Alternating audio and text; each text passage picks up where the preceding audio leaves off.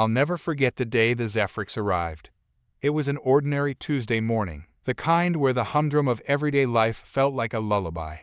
I was mindlessly scrolling through my news feed, half listening to the chatter of my coworkers about the latest tech innovations and corporate deadlines when the broadcast broke through.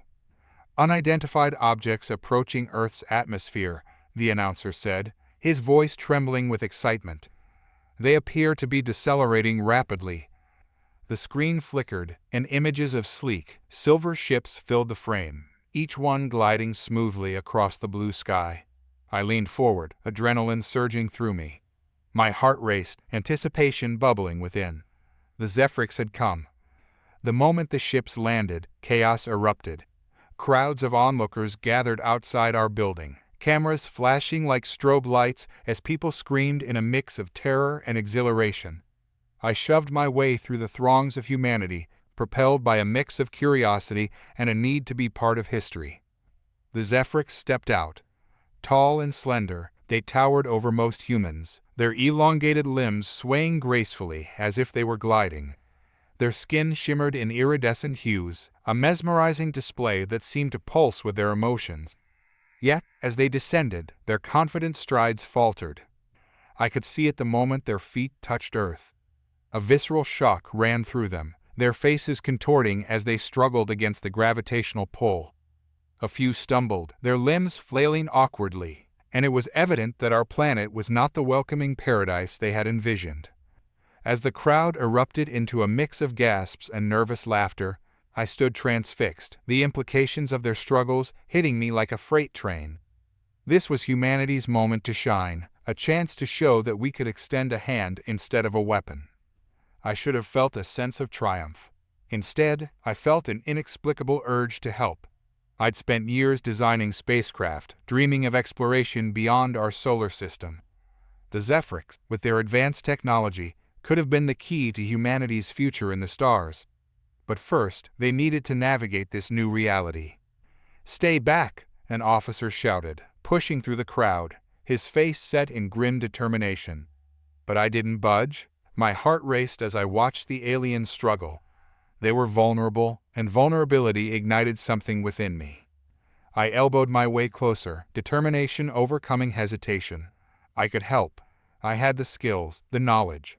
I was Ethan Walker, a former aerospace engineer who had lost everything after a failed project. But now, here stood the opportunity for redemption. As I approached the nearest Zephyrs, a shiver ran down my spine. He was magnificent, with luminescent markings glowing along his arms, casting a soft light. He caught my gaze, his large, expressive eyes filled with both confusion and curiosity. I could sense his fear of the unknown and fear of us, the humans.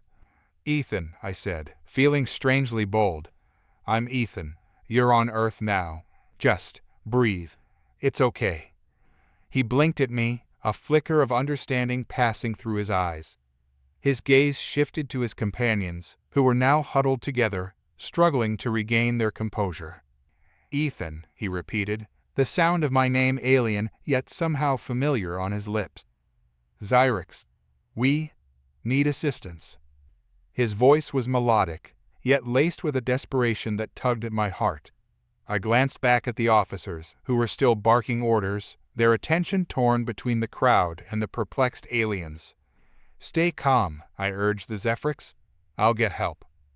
Before I could react, a nearby crowd member, emboldened by the unfolding spectacle, yelled out, "They're just weaklings, let's chase them away." The call was met with a chorus of angry voices, some brandishing makeshift weapons. The situation was spiraling. I couldn't let that happen. "They're not a threat, I hesitated, searching for the right words. "They're explorers, just like us." Zyrix tilted his head, a gesture that struck me as a mix of confusion and intrigue. Maybe he understood my intentions, or maybe he was simply grasping for anything familiar in this unfamiliar world. "Explorers," he echoed, looking back at his companions, who were beginning to steady themselves. Their vibrant skin flickered, dimming in a way that mirrored their uncertainty. "Yes, you've traveled across the stars to learn about us," I urged. "And now, we can learn about you." I reached out, extending my hand toward Xyrix. It felt absurdly monumental, like offering my soul to a stranger. He hesitated, glancing at my hand before finally reaching out with one of his long, slender fingers. When our hands connected, I felt a jolt, an electric charge that resonated deep within me. In that moment, something shifted. The crowd's murmurings faded into the background, and it was just me and Xyrix, two beings bridging the chasm of our worlds. "Together," I said, my voice firm yet gentle, "we can make this work." Suddenly, a loud bang rang through the air, shattering the fragile moment. A group of men with bandanas covering their faces surged forward, brandishing metal pipes. They shouted hate-filled slurs, calling the Zephrix invaders. "Get away from them," I shouted, stepping between Xyrix and the attackers. The air crackled with tension, the crowd parting like the Red Sea. "Ethan," I heard a voice call, but I didn't look back. I stood my ground, heart pounding. If this was a fight, I'd fight for the Zephrix. "Enough," I roared. "You're afraid of what you don't understand. They're not our enemies." The men sneered, advancing with aggression. But Xyrix remained behind me, his posture stiff, the glow of his skin dimming further as fear crept back into his demeanor. I glanced back at him, feeling a surge of responsibility. If I faltered now, I wouldn't just fail myself, I'd fail him too. "Stand firm," I whispered to him. "Show them who you are." Xyrix's expression shifted, resolve settling into his features. The glow of his skin brightened, and he stepped forward, drawing himself up to his full height. "Leave this place," he commanded, his voice resonating with a power I had not expected. The sheer force of it caught the attackers off guard, their bravado wavering. The men paused, looking at each other in confusion. They had expected an easy target, not a display of strength. "Do you not fear us?" Xyrix asked, a mixture of curiosity and defiance in his tone. The lead attacker, a burly man with tattoos snaking up his arms, hesitated, uncertainty flickering across his face. "You're not so tough," he sneered, but I could see his bravado crumbling. "We are explorers, not warriors," Xyrix said, his voice calm yet firm. "But we will not be intimidated." And in that moment, I understood. The Zephrix were not just technologically advanced. They had a strength that came from their identity, from their unyielding pursuit of knowledge and understanding. The crowd fell silent, an electric tension filling the air. As the bandana-clad men stepped back, I felt a surge of hope. This was our chance. But the threat wasn't over. The lead attacker, humiliated, bellowed a rallying cry to his friends, and they retreated, but not without making a promise. "We'll be back." As they fled, the crowd began to disperse, murmurs of disbelief and awe rippling through the onlookers. I turned to Xyrix, who looked both relieved and weary. "Thank you, Ethan," he said, his voice softening. We did not expect such hostility." I shrugged, trying to downplay the weight of the moment. This is humanity. We're not always kind to the unknown. The sun dipped low in the sky, casting a warm golden light over the scene. The day had taken a turn I couldn't have imagined, and yet I felt a sense of purpose igniting within me. "We need to help your people acclimate," I said, my mind racing. "I know engineers and scientists who can assist you." Xyrix nodded, the warmth returning to his luminescent skin. "We would appreciate your guidance." And in that moment, I realized that this was just the beginning. Together, we would navigate the unknown both for the Zephrix and for humanity itself. Little did I know, our journey would take us far beyond the challenges of gravity and prejudice. Darker forces lurked, waiting for the right moment to strike, and I could feel the winds of change stirring. The future was uncertain, but we would face it together. The days following the Zephrix's arrival blurred into a whirlwind of activity. I quickly learned that the Zephrix were a race driven by curiosity, and their technological marvels were the result of centuries spent exploring distant planets and studying civilizations. Yet, despite their advanced capabilities, Earth's gravity posed a unique challenge that threatened to unravel their mission. Xyrix and I spent countless hours together. He was remarkably intelligent, absorbing information about Earth's atmosphere, culture, and most importantly, its gravity. He had an unyielding determination to adapt. I saw a reflection of myself in him, a yearning for redemption, for purpose. On the fourth day, we gathered at the Space Research Institute, a sprawling facility where I had once worked before my career crumbled. The building was alive with engineers and scientists, eager to assist the Zephyrs in understanding their new environment. As I walked through the halls, I felt a mixture of pride and nostalgia. Xyrix stood beside me, his eyes wide as he absorbed the various displays showcasing Earth's technological achievements. "What is that?" he asked, pointing to a holographic projection of the solar system spinning in the air. "That's our solar system," I explained. "Earth is the third planet from the Sun. Each of those orbs is a planet. We've been exploring them for decades." Xyrix tilted his head, clearly intrigued. "Fascinating. Your race has ventured so far, yet you remain grounded." I chuckled at his clever observation. "Yeah, gravity has a way of keeping us tethered, for better or worse." In the conference room, a team of scientists and engineers awaited us. They were eager, animated, and I could feel the energy crackling in the air.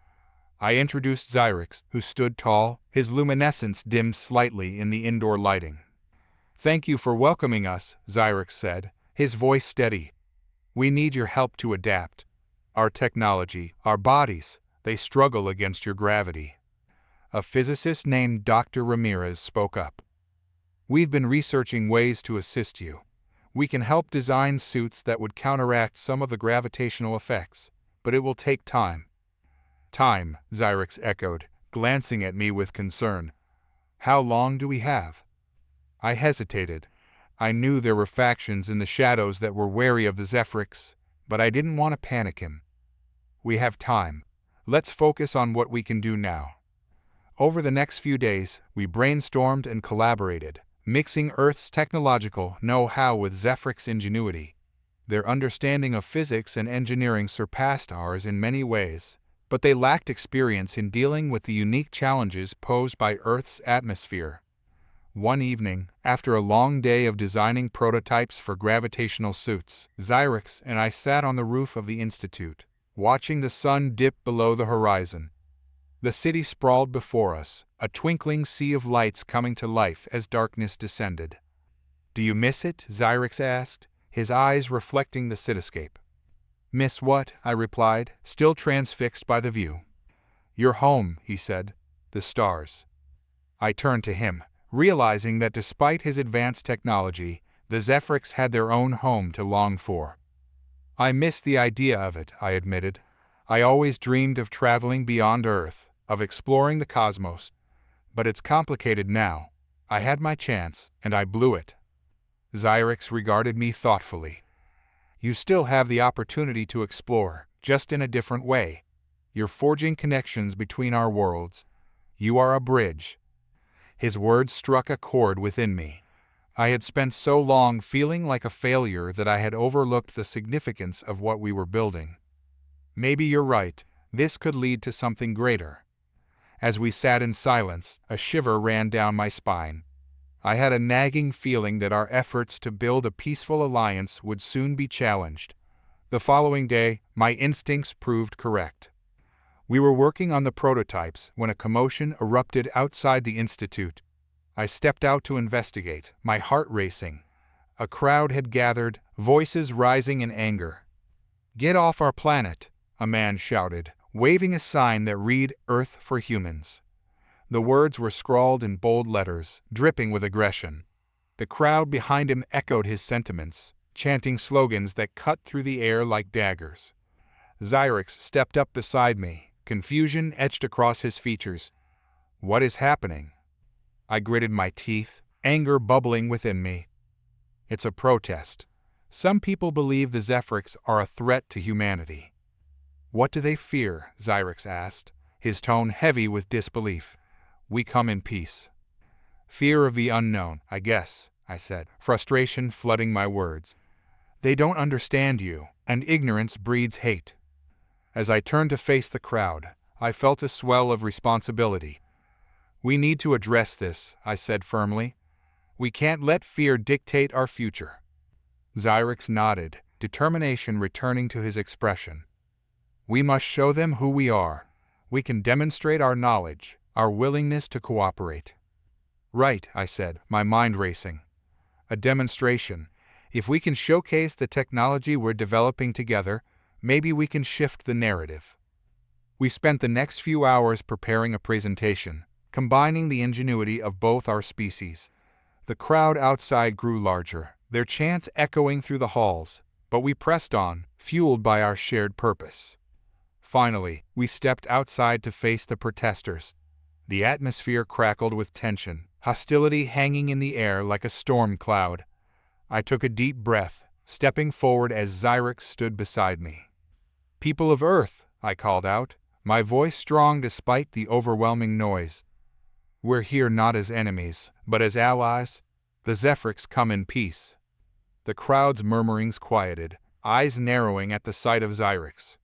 "This is Zyrex," I continued, gesturing to my companion. "He represents a race of explorers, seeking knowledge and understanding. Together, we're working to bridge our worlds, to learn from each other." Zyrex stepped forward, his luminescent skin casting a soft glow in the dim light. "We do not wish to harm you. We seek to learn and share. Our technology can help humanity thrive." A man shouted from the back, "How do we know you're not a threat? We don't trust you." "Trust must be earned," I replied, feeling the weight of the moment. "And we are willing to work for it. But we need your support to make this collaboration succeed." As I spoke, I noticed a few faces soften in the crowd, their expressions shifting from anger to curiosity. I pressed on, seizing the moment. "We're demonstrating our progress next week. We invite you to join us, to see what we can achieve together. Let's turn fear into understanding." The crowd shifted, some whispering among themselves. But the man who had initially spoken out raised his sign again, this time with uncertainty. "What if it's a trick?" Zyrex met his gaze with intensity. "If we are to work together, we must trust each other. We are explorers, not conquerors. Give us the chance to prove our intentions." I felt the energy in the air begin to change, the tide turning ever so slightly. People started to talk, some nodding in agreement. "Next week," I repeated, my heart pounding. "Join us for the demonstration. We'll show you the future we can build together." The crowd began to disperse, the protests simmering down. A mixture of relief and uncertainty washed over me, but I knew we had taken a crucial step. As the last of the protesters left, I turned to Zyrex, who wore an expression of hope. "Do you think it was enough?" "Perhaps," he replied, a glimmer of light returning to his skin. "It is a beginning." We spent the next week in a flurry of activity, finalizing our demonstration. The atmosphere at the Institute buzzed with a newfound energy. I felt the weight of expectation on my shoulders, but I couldn't shake the sense that we were on the brink of something monumental. On the day of the demonstration, the sky hung heavy with clouds, a fitting backdrop for the uncertainty that loomed ahead. As the crowd gathered, I could see a mix of familiar faces and those from the protest. Zyrex stood beside me, his presence calming as I prepared to address the crowd. "We are ready?" he asked, his voice steady. "Ready as we'll ever be," I replied, glancing over the crowd. I took a deep breath and stepped forward, microphone in hand. "Thank you all for coming today," I began, my voice echoing in the hushed crowd. "Today, we're here to show you that the Zephyrs are more than just visitors. They are partners in our quest for knowledge." As I spoke, I glanced at Zyrex, who was already showcasing one of their devices, an anti-gravitational field generator that floated effortlessly above the ground. The crowd gasped in awe as it hovered, defying the laws of gravity. "This technology can help us explore new frontiers," I continued, watching their reactions closely. "Imagine harnessing it for space travel, reducing energy costs, or even revolutionizing transportation on Earth." As I explained the potential benefits, I saw nods of understanding and intrigue among the crowd. The tension began to dissipate, replaced by curiosity. Zyrex stepped forward, his voice resonating through the air. "We want to work with you. To learn, to grow, and to thrive together. We believe that knowledge is the key to peace." The demonstration continued, with various exhibits highlighting the fusion of our technologies. The atmosphere shifted from apprehension to fascination, and by the end, I could see smiles breaking across previously tense faces. As the sun broke through the clouds, casting rays of light onto the gathering, I felt a surge of hope.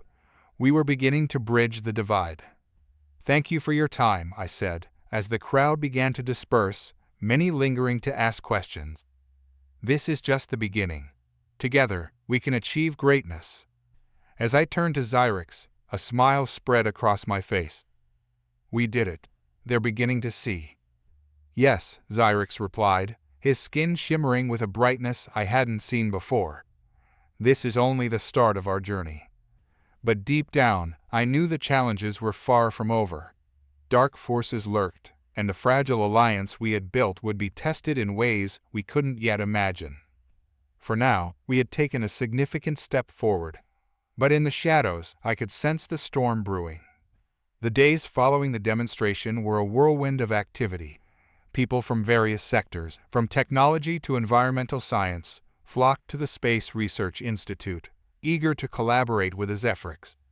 The atmosphere buzzed with excitement and newfound possibilities, but beneath that excitement lay an undercurrent of tension. I could feel it in the air, a palpable anxiety that something was brewing just out of sight. Zyrex and I dove into our work with renewed vigor. We met daily with scientists, engineers, and students, exchanging ideas and expertise. The Zephrix technology, particularly their anti-gravitational devices, opened up incredible avenues for Earth's advancements. As we worked together, I saw my own confidence rebuild. For the first time in years, I felt like I was part of something larger, something meaningful. However, not everyone shared our optimism. The protests, though diminished, had not disappeared entirely. Small factions continued to voice their discontent, and news outlets were rife with sensational headlines warning of the alien threat. A lingering unease gripped me as I wondered if our progress was enough to counteract the growing distrust. One afternoon, while we were engrossed in the design of a new prototype for a gravity-defying vehicle, the tension erupted. A loud crash echoed from outside, jolting us from our focus. We rushed to the window to see a group of protesters, more aggressive than before, smashing the Institute's windows with makeshift weapons. "Stay here!" I shouted to Zyrex as I bolted for the door, urgency propelling me forward. I knew I had to protect our work and the Zephrix from the fury of fear and misunderstanding.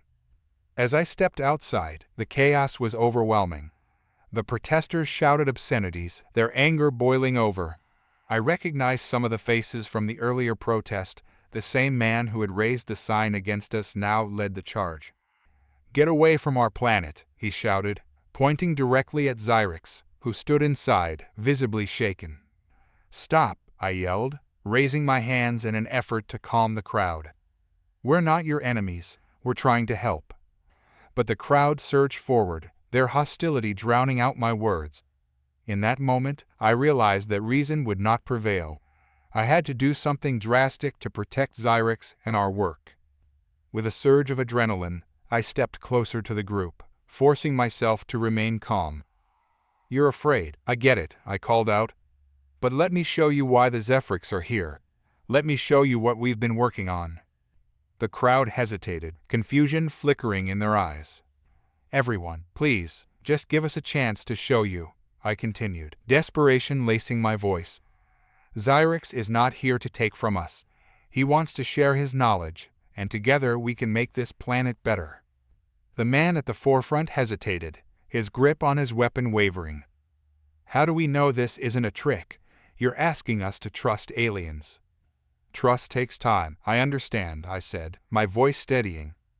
"But what I'm asking is for you to see for yourselves. Come inside, see what we're building together, and if you don't like it, we can discuss it." After a tense moment, I noticed the crowd begin to murmur among themselves, doubt creeping into their anger. Some began to lower their makeshift weapons, and a few even looked intrigued. "Fine," the man yelled, still defiant but wavering. "You've got one chance. Show us what you've got." I nodded, relief flooding through me. "Let's go. Everyone, please follow me." As we led the group back inside the institute, I caught a glimpse of Xyrix standing at the doorway, his luminescent skin dimmed with worry. "Are you all right?" I asked, trying to reassure him. I do not understand their hostility," he admitted, confusion and frustration evident in his voice. "They don't know you," I replied, glancing back at the crowd, which now gathered hesitantly around us. "They're afraid of what they don't understand." We ushered the protesters into the main laboratory, where the prototypes lay in wait. The room was filled with a mix of advanced technology and the enthusiasm of researchers. As I pointed out our work, I could see a shift beginning to take place. "This is the anti-gravitational vehicle we've been developing," I said, gesturing to a sleek, futuristic craft. "With Zephrix technology, it will revolutionize how we transport goods and people, reducing our reliance on fossil fuels and cutting down on pollution." The crowd murmured among themselves, their curiosity piqued. Xyrix stepped forward, his confidence returning. "This technology could help us explore new worlds," he said, gesturing to the vehicle. "Imagine your species traveling among the stars, learning from others and sharing knowledge." I saw the anger in the eyes of some begin to fade, replaced by wonder. Slowly, hands began to reach out to touch the smooth surface of the prototype. I felt a surge of hope as they started asking questions, their hostility giving way to curiosity. "Can you really do this?" one of the protesters asked, skepticism lacing his words. Xyrix nodded earnestly. "We can, together. All we need is your support, your collaboration."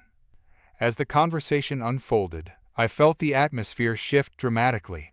I could see bridges being built, and while some still held reservations, many were beginning to embrace the possibility of cooperation.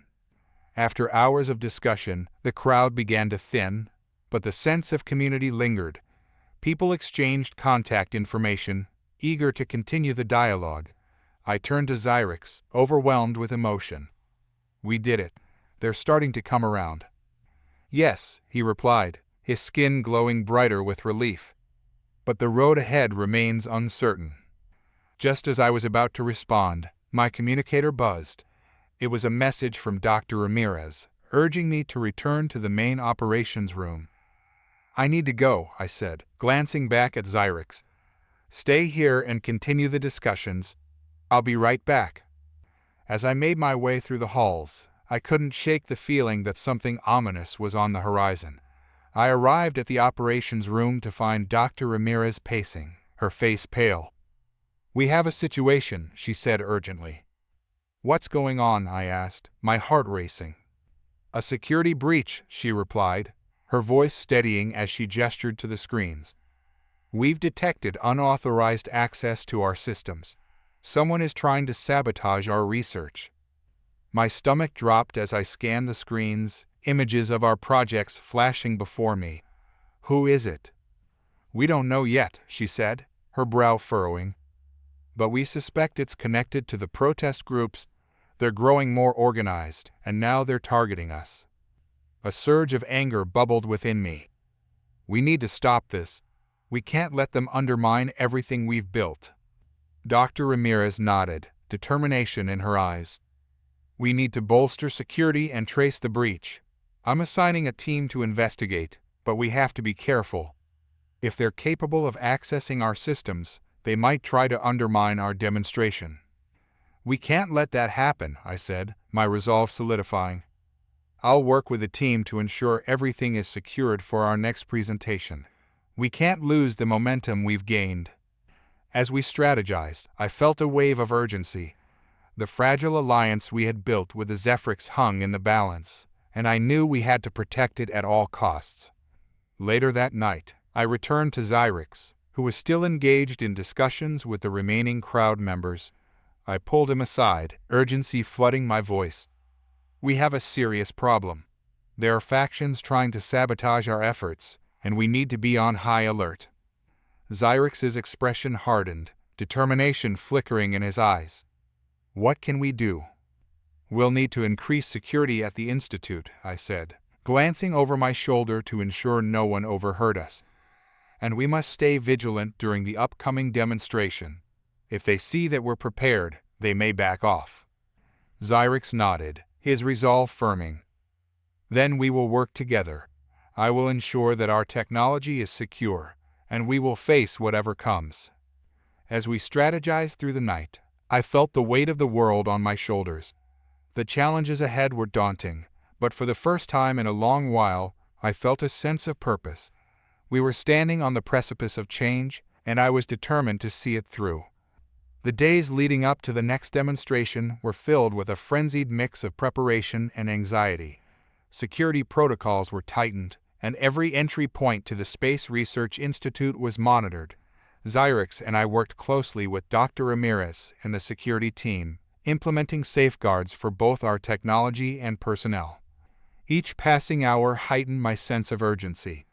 The threat of sabotage loomed over us like a dark cloud, and I could feel the tension in the air.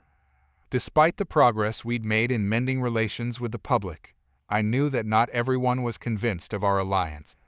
There were whispers in the shadows, and I feared what those whispers might lead to. On the eve of the demonstration, I lay awake in bed, staring at the ceiling. My mind raced with thoughts of what was at stake. The Zephyrics had entrusted us with their technology, their knowledge. It wasn't just our partnership on the line, it was the future of humanity's relationship with alien species. Suddenly, my communicator buzzed, breaking the stillness of the night. I grabbed it, my heart racing as I saw Dr. Ramirez's name flash on the screen. "Zyron, I need you to come to the operations room now," she said, urgency lacing her voice. I threw on my clothes and sprinted through the darkened corridors. The lights flickered to life as I approached the operations room, and I pushed the door open, finding Dr. Ramirez hunched over the monitors, her face illuminated by the glow of data streaming across the screens. "What's happening?" I asked, catching my breath. "I intercepted a communication," she said, her fingers flying over the keyboard. "There's a group planning to disrupt the demonstration tomorrow. They're organizing to sabotage the event." "Do we know who?" I leaned closer, trying to make sense of the rapidly unfolding situation. She nodded, pulling up a series of images on the screen. "I recognize some of the protesters. It looks like they've formed a faction that calls themselves the Earth First Coalition. They believe the Zephyrics technology will endanger humanity and want to destroy it before it can be fully integrated." My stomach twisted in knots. "This could ruin everything. We need to inform the authorities and increase security." Dr. Ramirez shook her head. "That could lead to a confrontation. If they're organized enough, they might escalate things, and we can't afford violence at this stage. We need to be strategic. Instead of alerting everyone, let's gather more intel on their plan. We need to understand their intentions." I nodded, feeling a rush of adrenaline. "Let's split up. I'll head to the main hall and see if I can find anyone lurking around. You stay here and monitor their communications. If they make a move, we need to be ready." As I stepped out into the dimly lit corridors of the Institute, I felt a sense of purpose wash over me. I was determined to protect what we had built. I made my way to the main hall, where the demonstration would take place. The space was vast, filled with anticipation and the scent of fresh paint from the last-minute preparations. I checked every corner, peering into shadows and scanning the walls. My heart raced with each creak of the building. Just as I was about to head back, I noticed a flicker of movement near the entrance. I cautiously approached, keeping low and silent. Peeking around the corner, I spotted a figure dressed in dark clothing, their face obscured by a mask.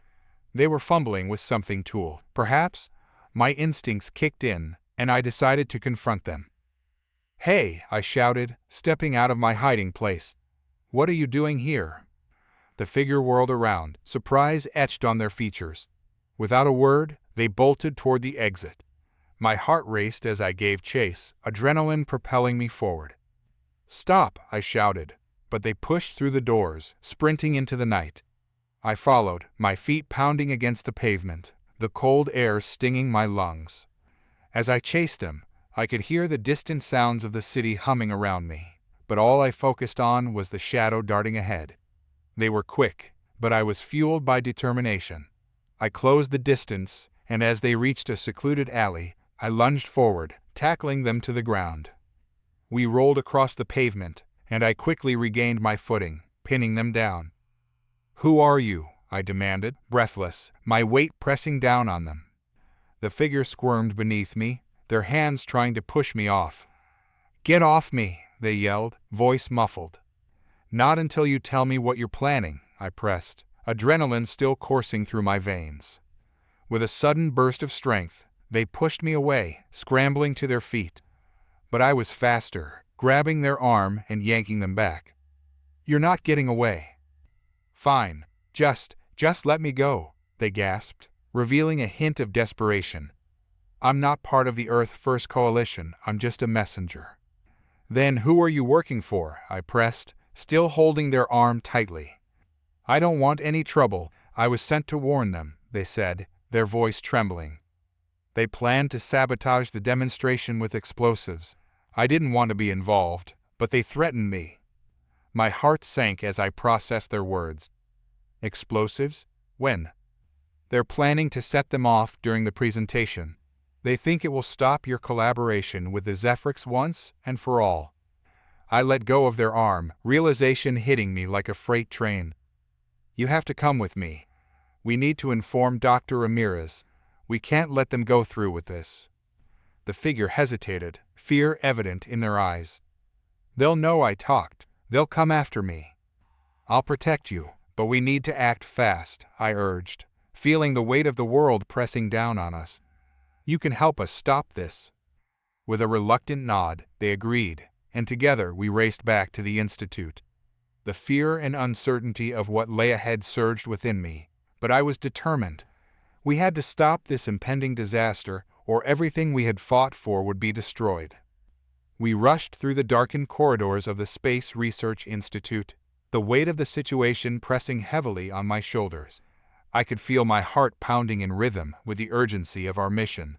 The figure who had warned me stumbled behind me, still in shock, but moving with renewed determination. As we approached the operations room, I glanced back, ensuring no one had followed us.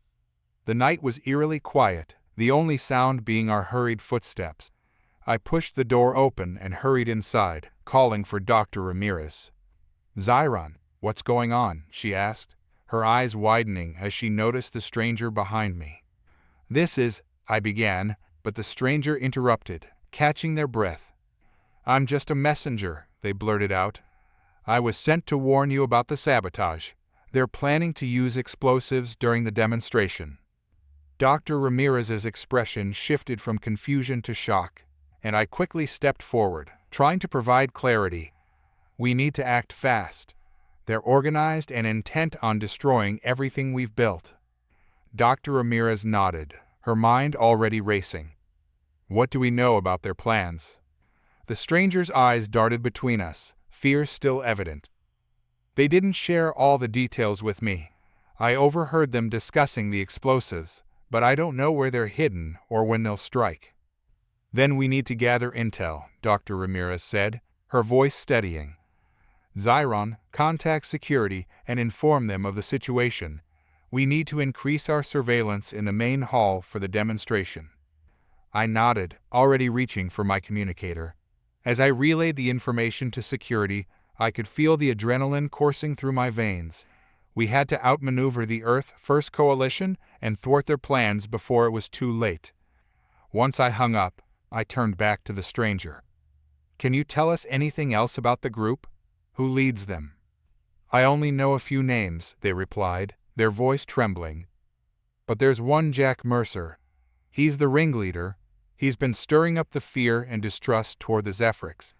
If you want to find out more, you'll have to track him down." Dr. Ramirez exchanged a glance with me, the realization settling in. If we can find Jack, we can uncover their entire plan. He might even know where they're hiding the explosives. "Then let's split up," I suggested, adrenaline surging through me. "Dr. Ramirez, you stay here and keep monitoring communications. I'll take our new friend with me to find Jack. We'll search around the protest locations, see if we can pick up any leads. Be careful, Zyron, Dr. Ramirez warned, her eyes narrowed in determination. We don't know how far their reach extends. They may already have people watching us. With a nod, I grabbed the stranger's arm, leading them out of the operations room and into the night. Stay close to me, I instructed. We need to find Jack and gather more intel before it's too late. As we ventured outside, I could feel the atmosphere shift. The once familiar streets were now fraught with tension, the shadows seeming to shift with hidden dangers. The city was alive, but beneath its bustling exterior lay an undercurrent of fear. We made our way to the park where the protest had taken place just days earlier. It was quiet, but I sensed we weren't alone. I scanned the area, searching for any signs of movement. The dim light of the street lamps cast long shadows, and the night felt heavy with unspoken threats. Over there, the stranger whispered, pointing to a cluster of figures huddled beneath a nearby tree. They look like they're planning something. I crouched low, trying to make out what they were discussing. The group was animated, their voices low but urgent. We need to move quickly, one of them said, his voice gravelly. If we don't act during the demonstration, we'll lose our chance. That Mercer guy better have the explosives ready, another replied. We can't let them present this technology to the public. They'll never trust us again. Let's go, I said, motioning for the stranger to stay behind. I need to get closer and hear more. I crept forward, heart pounding, each step cautious. As I neared, the pieces began to fall into place. Jack Mercer was indeed among them, his presence commanding the group. I listened intently, hoping to catch any crucial information. We can't let them go through with it, Mercer said, his voice laced with conviction. Tomorrow is our chance to show the world that we're not afraid of their alien technology. If we strike hard, we can dismantle everything they've built. I felt a surge of anger as his words struck me. These weren't just protesters, they were a dangerous faction willing to resort to violence to protect their delusions. I needed to warn Dr. Ramirez. Retreating silently, I gestured for the stranger to follow me back into the shadows. We need to inform Dr. Ramirez about their plan, I whispered. They're serious about this. We hurried back to the institute, the weight of urgency pulling us forward. As we entered the operations room, I found Dr. Ramirez still at her station, focused on the screens. They're planning to sabotage the demonstration, I reported breathlessly. Jack Mercer is leading them, and they intend to strike hard to destroy our technology before it can be unveiled. Dr. Ramirez's brow furrowed as she processed the information. We need to warn the security team to be prepared. If they plan to attack, they'll likely do it during the presentation. We must protect both the Zephrix and our research. I nodded, feeling the adrenaline surge again. I'll inform the team while you keep monitoring communications. We can't let them catch us off guard. Just as I was about to leave, the stranger cleared their throat, their voice trembling. What if they find me? I need to stay safe. Dr. Ramirez regarded them thoughtfully. You can stay here, but we need you to remain quiet. If they suspect you've warned us, they could come after you. With a grateful nod, the stranger moved to a corner of the room, watching nervously as I hurried to contact security. The weight of responsibility hung heavily on me, knowing that the lives of many hung in the balance. I relayed the information to the security team, instructing them to tighten their perimeter and keep an eye on potential threats. Every second counted, and I felt the clock ticking down toward the demonstration. Once the security team was notified, I returned to Dr. Ramirez, who was focused on the screens, monitoring the protests and communications. We need to be ready for anything, she said, her eyes sharp. If Mercer's group is as organized as they seem, they won't hesitate to strike. I nodded, feeling the weight of the impending conflict. We've come too far to let them succeed. We'll stand our ground and protect what we've built. The hours ticked by, and the atmosphere in the operations room grew increasingly tense. The stranger remained silent in the corner, their anxiety palpable. We kept our focus on the monitors, watching for any signs of trouble. As dawn broke, the first rays of sunlight spilled into the room, bringing with it a new day and a new set of challenges.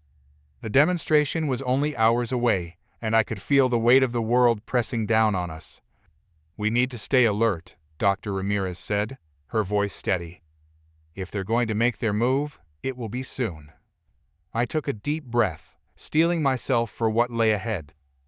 "We'll do everything we can to protect the Zephyrs and our research. We can't let fear dictate our future."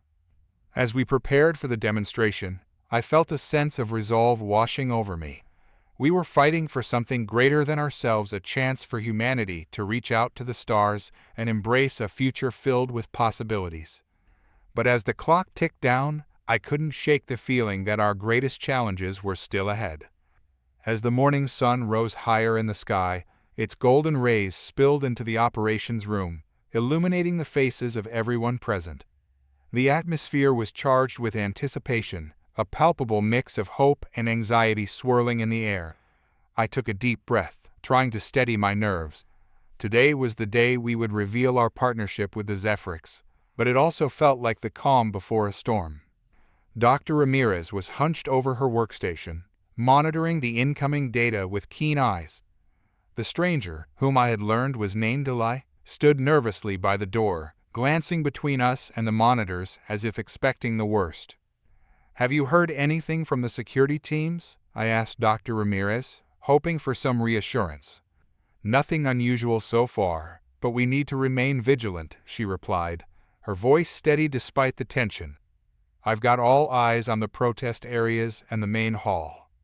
I nodded, feeling a knot tighten in my stomach. "What's the plan for the demonstration?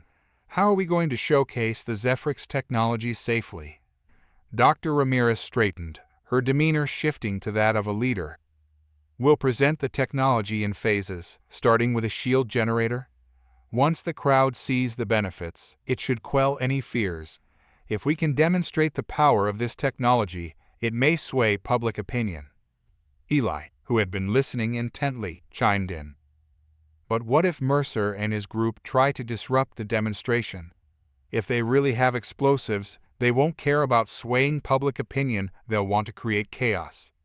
"That's why we're reinforcing the security perimeter," Dr. Ramirez assured him. "We've dispatched teams to ensure everyone is safe and to identify any threats before they escalate. But we need to stay on high alert." I glanced at the clock. The demonstration was set to begin in less than an hour.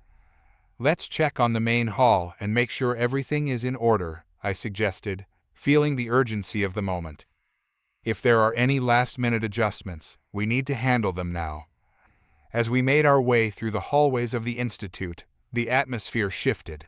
The usually vibrant corridors were silent, and I could sense the anxiety building in my chest. It was as if the walls themselves were holding their breath, waiting for the inevitable confrontation. When we arrived at the main hall, I was met with a flurry of activity. Staff members were setting up the stage, adjusting lights, and running tests on the equipment. The Zephyrs representatives were present, their shimmering skin reflecting the lights as they prepared to showcase their technology. Zyron, one of the Zephyrs scientists, Cliff, approached me, his demeanor calm despite the chaos around us. "Are you ready for the demonstration?" I nodded, forcing a smile. "We're just about set. Dr. Ramirez is handling the logistics. We'll start with the shield generator, correct?" "Yes," Cliff replied, his eyes narrowing slightly as he surveyed the hall. "But we must also prepare for any unexpected events." My heart sank at his words. "We're aware of the potential for disruption. We'll have security in place." "Good," he said, his voice steady. "The success of this demonstration is crucial not just for your people, but for ours as well. We need to show that our alliance can yield great advancements." As I moved to help oversee the preparations, I kept an eye on the crowd gathering outside. Media personnel, government officials, and members of the public began to fill the seats, their chatter blending into a low hum. I felt a knot form in my stomach, both from excitement and anxiety. Minutes passed, and soon, the time for the demonstration arrived. I stood backstage, watching as Dr. Ramirez took center stage to address the audience. Her voice was clear and authoritative as she introduced the Zephrix technology. "Welcome, everyone," she began, her gaze sweeping over the audience. "Today, we stand on the brink of a new era, a partnership between humanity and the Zephrix. Together, we aim to push the boundaries of what is possible." I watched her carefully, feeling a surge of pride. She was a beacon of hope, her confidence radiating to the crowd. As she continued her speech, I felt a sense of anticipation build within me. Dr. Ramirez gestured toward the Zephrix scientists, who began to showcase the shield generator. A shimmering field of energy flickered to life before the audience, illuminating the hall in a dazzling display. Gasps of wonder echoed throughout the crowd as they marveled at the technology. "This shield has the capability to protect cities from natural disasters and potential threats," Dr. Ramirez explained, her voice steady and assured. "It is a testament to what we can achieve when we come together." But as I stood there, the weight of uncertainty pressed heavily on my mind. I could still feel the danger lurking just outside the doors. The demonstration was breathtaking, but I couldn't shake the feeling that something was about to go horribly wrong. Suddenly, a commotion erupted from the back of the hall. I turned just in time to see a group of masked individuals bursting through the doors, their faces twisted with anger. Panic erupted in the audience as they rushed toward the stage. "Get down!" I shouted, adrenaline surging through my veins as I sprinted toward Dr. Ramirez. She was still focused on the crowd, unaware of the chaos unfolding behind her. Before I reached her, the lead figure of the group shouted, "We won't let you endanger humanity with this technology." They raised a device that looked like a detonator, and time seemed to slow as I realized what they intended. "No!" I screamed, lunging forward as I reached them, my body colliding with the masked individual. The detonator slipped from their hands, clattering to the ground as we tumbled together. The crowd gasped, and chaos erupted as people scrambled to escape.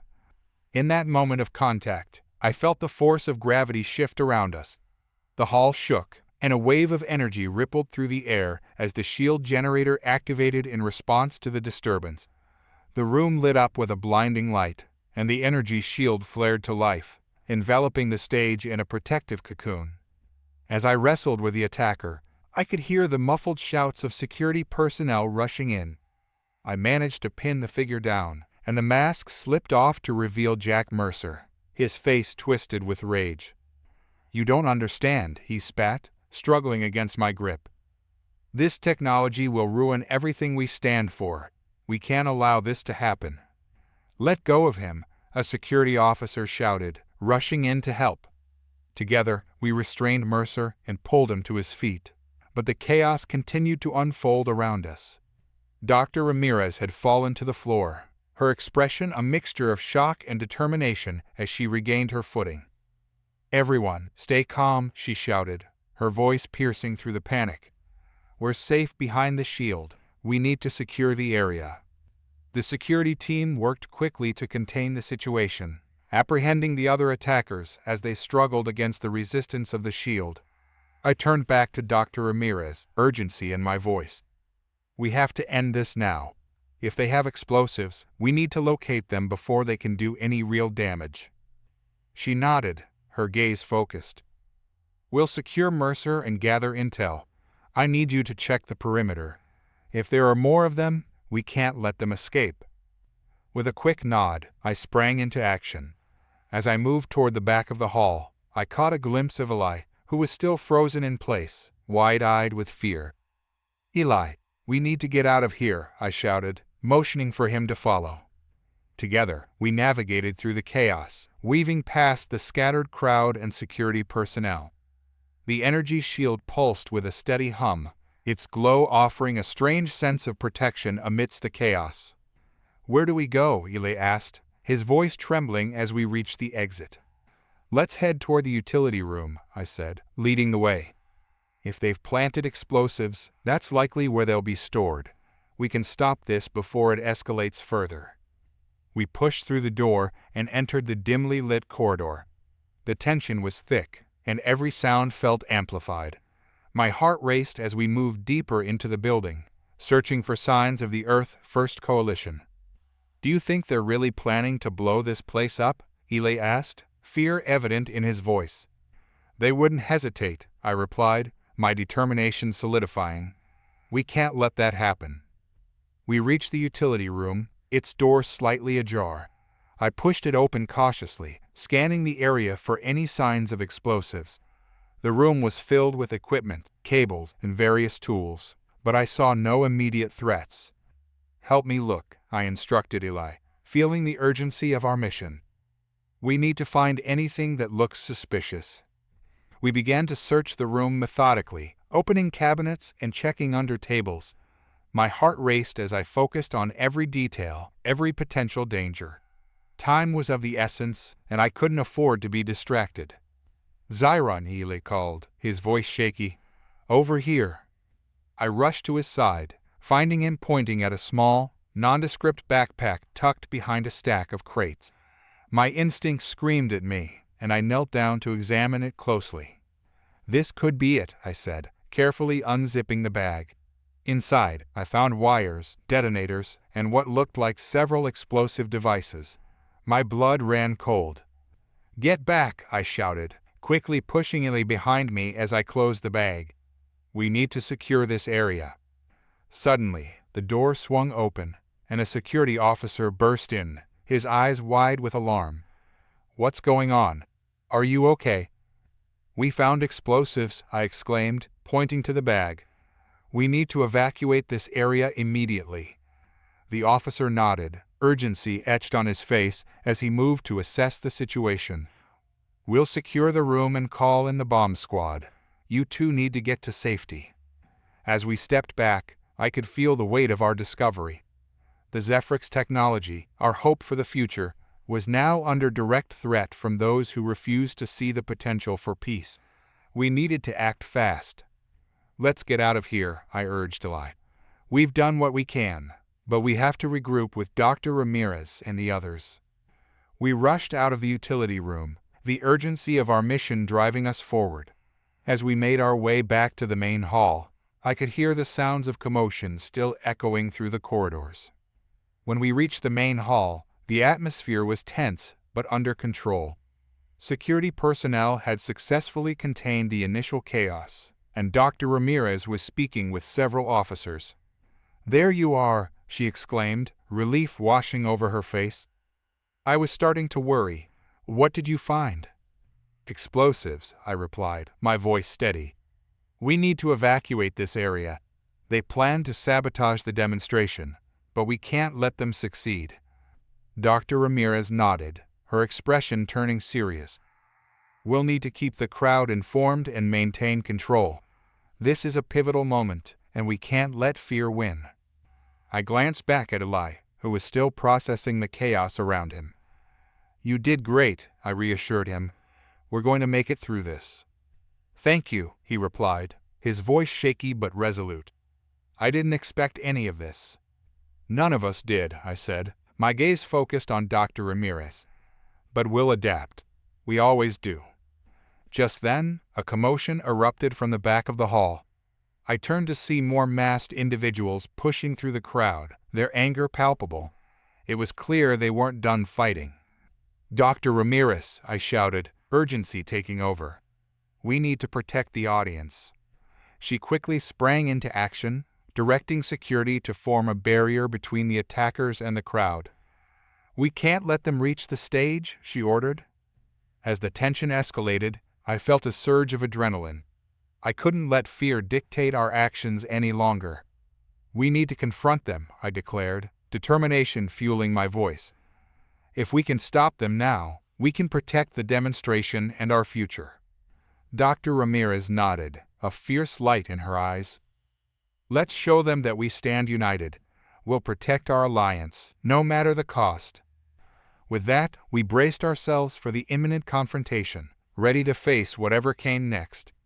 The fight for our future was just beginning, and together, we would stand strong against the forces that sought to tear us apart. The air in the main hall crackled with tension as the masked individuals surged forward, their anger palpable. I could feel my heart pounding in my chest, adrenaline coursing through my veins. This was the moment where we would either stand and fight or be swept away by the chaos. Dr. Ramirez quickly gathered the security personnel around her, their faces a mix of determination and fear. "We can't let them reach the stage," she shouted, rallying her troops. "Protect the audience at all costs." I positioned myself beside her, ready to confront the incoming threat. The attackers, fueled by rage, pushed through the crowd like a tide, shouting slogans that echoed with the resentment of those who felt marginalized. "This technology will enslave us," one of them yelled, his voice hoarse with anger. "Do you really think explosives will solve anything?" I shouted back, trying to reach them. "We can't build a future on destruction." But they didn't listen. The lead figure, a man with a wild mane of hair, pointed toward us, his finger trembling with fervor. "They're lying to you," he cried out. "They want to use the Zephyrs to control us." With that, the attackers surged forward, and chaos erupted. Security personnel quickly formed a barrier, attempting to hold the line as the two sides clashed.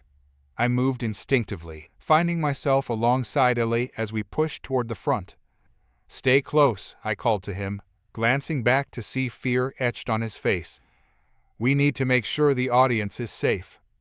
Together, we wove through the crowd, moving in tandem with the security team. The hum of the energy shield pulsed in the background, a steady reminder of the safety it offered. But the chaos outside threatened to overwhelm that sanctuary. "Over here," I shouted, gesturing toward a group of onlookers who were frozen in shock. "We need to evacuate you to a secure area." The audience members began to move, following my lead as we guided them toward the exits. The clamor of shouting and the sounds of struggle echoed behind us, but I focused on getting the crowd to safety. Eli was right beside me, his determination growing. "What do we do if they breach the security line?" he asked, glancing nervously at the ongoing struggle. "We fight back if we have to," I replied, adrenaline sharpening my senses. "But for now, our priority is to protect the innocent."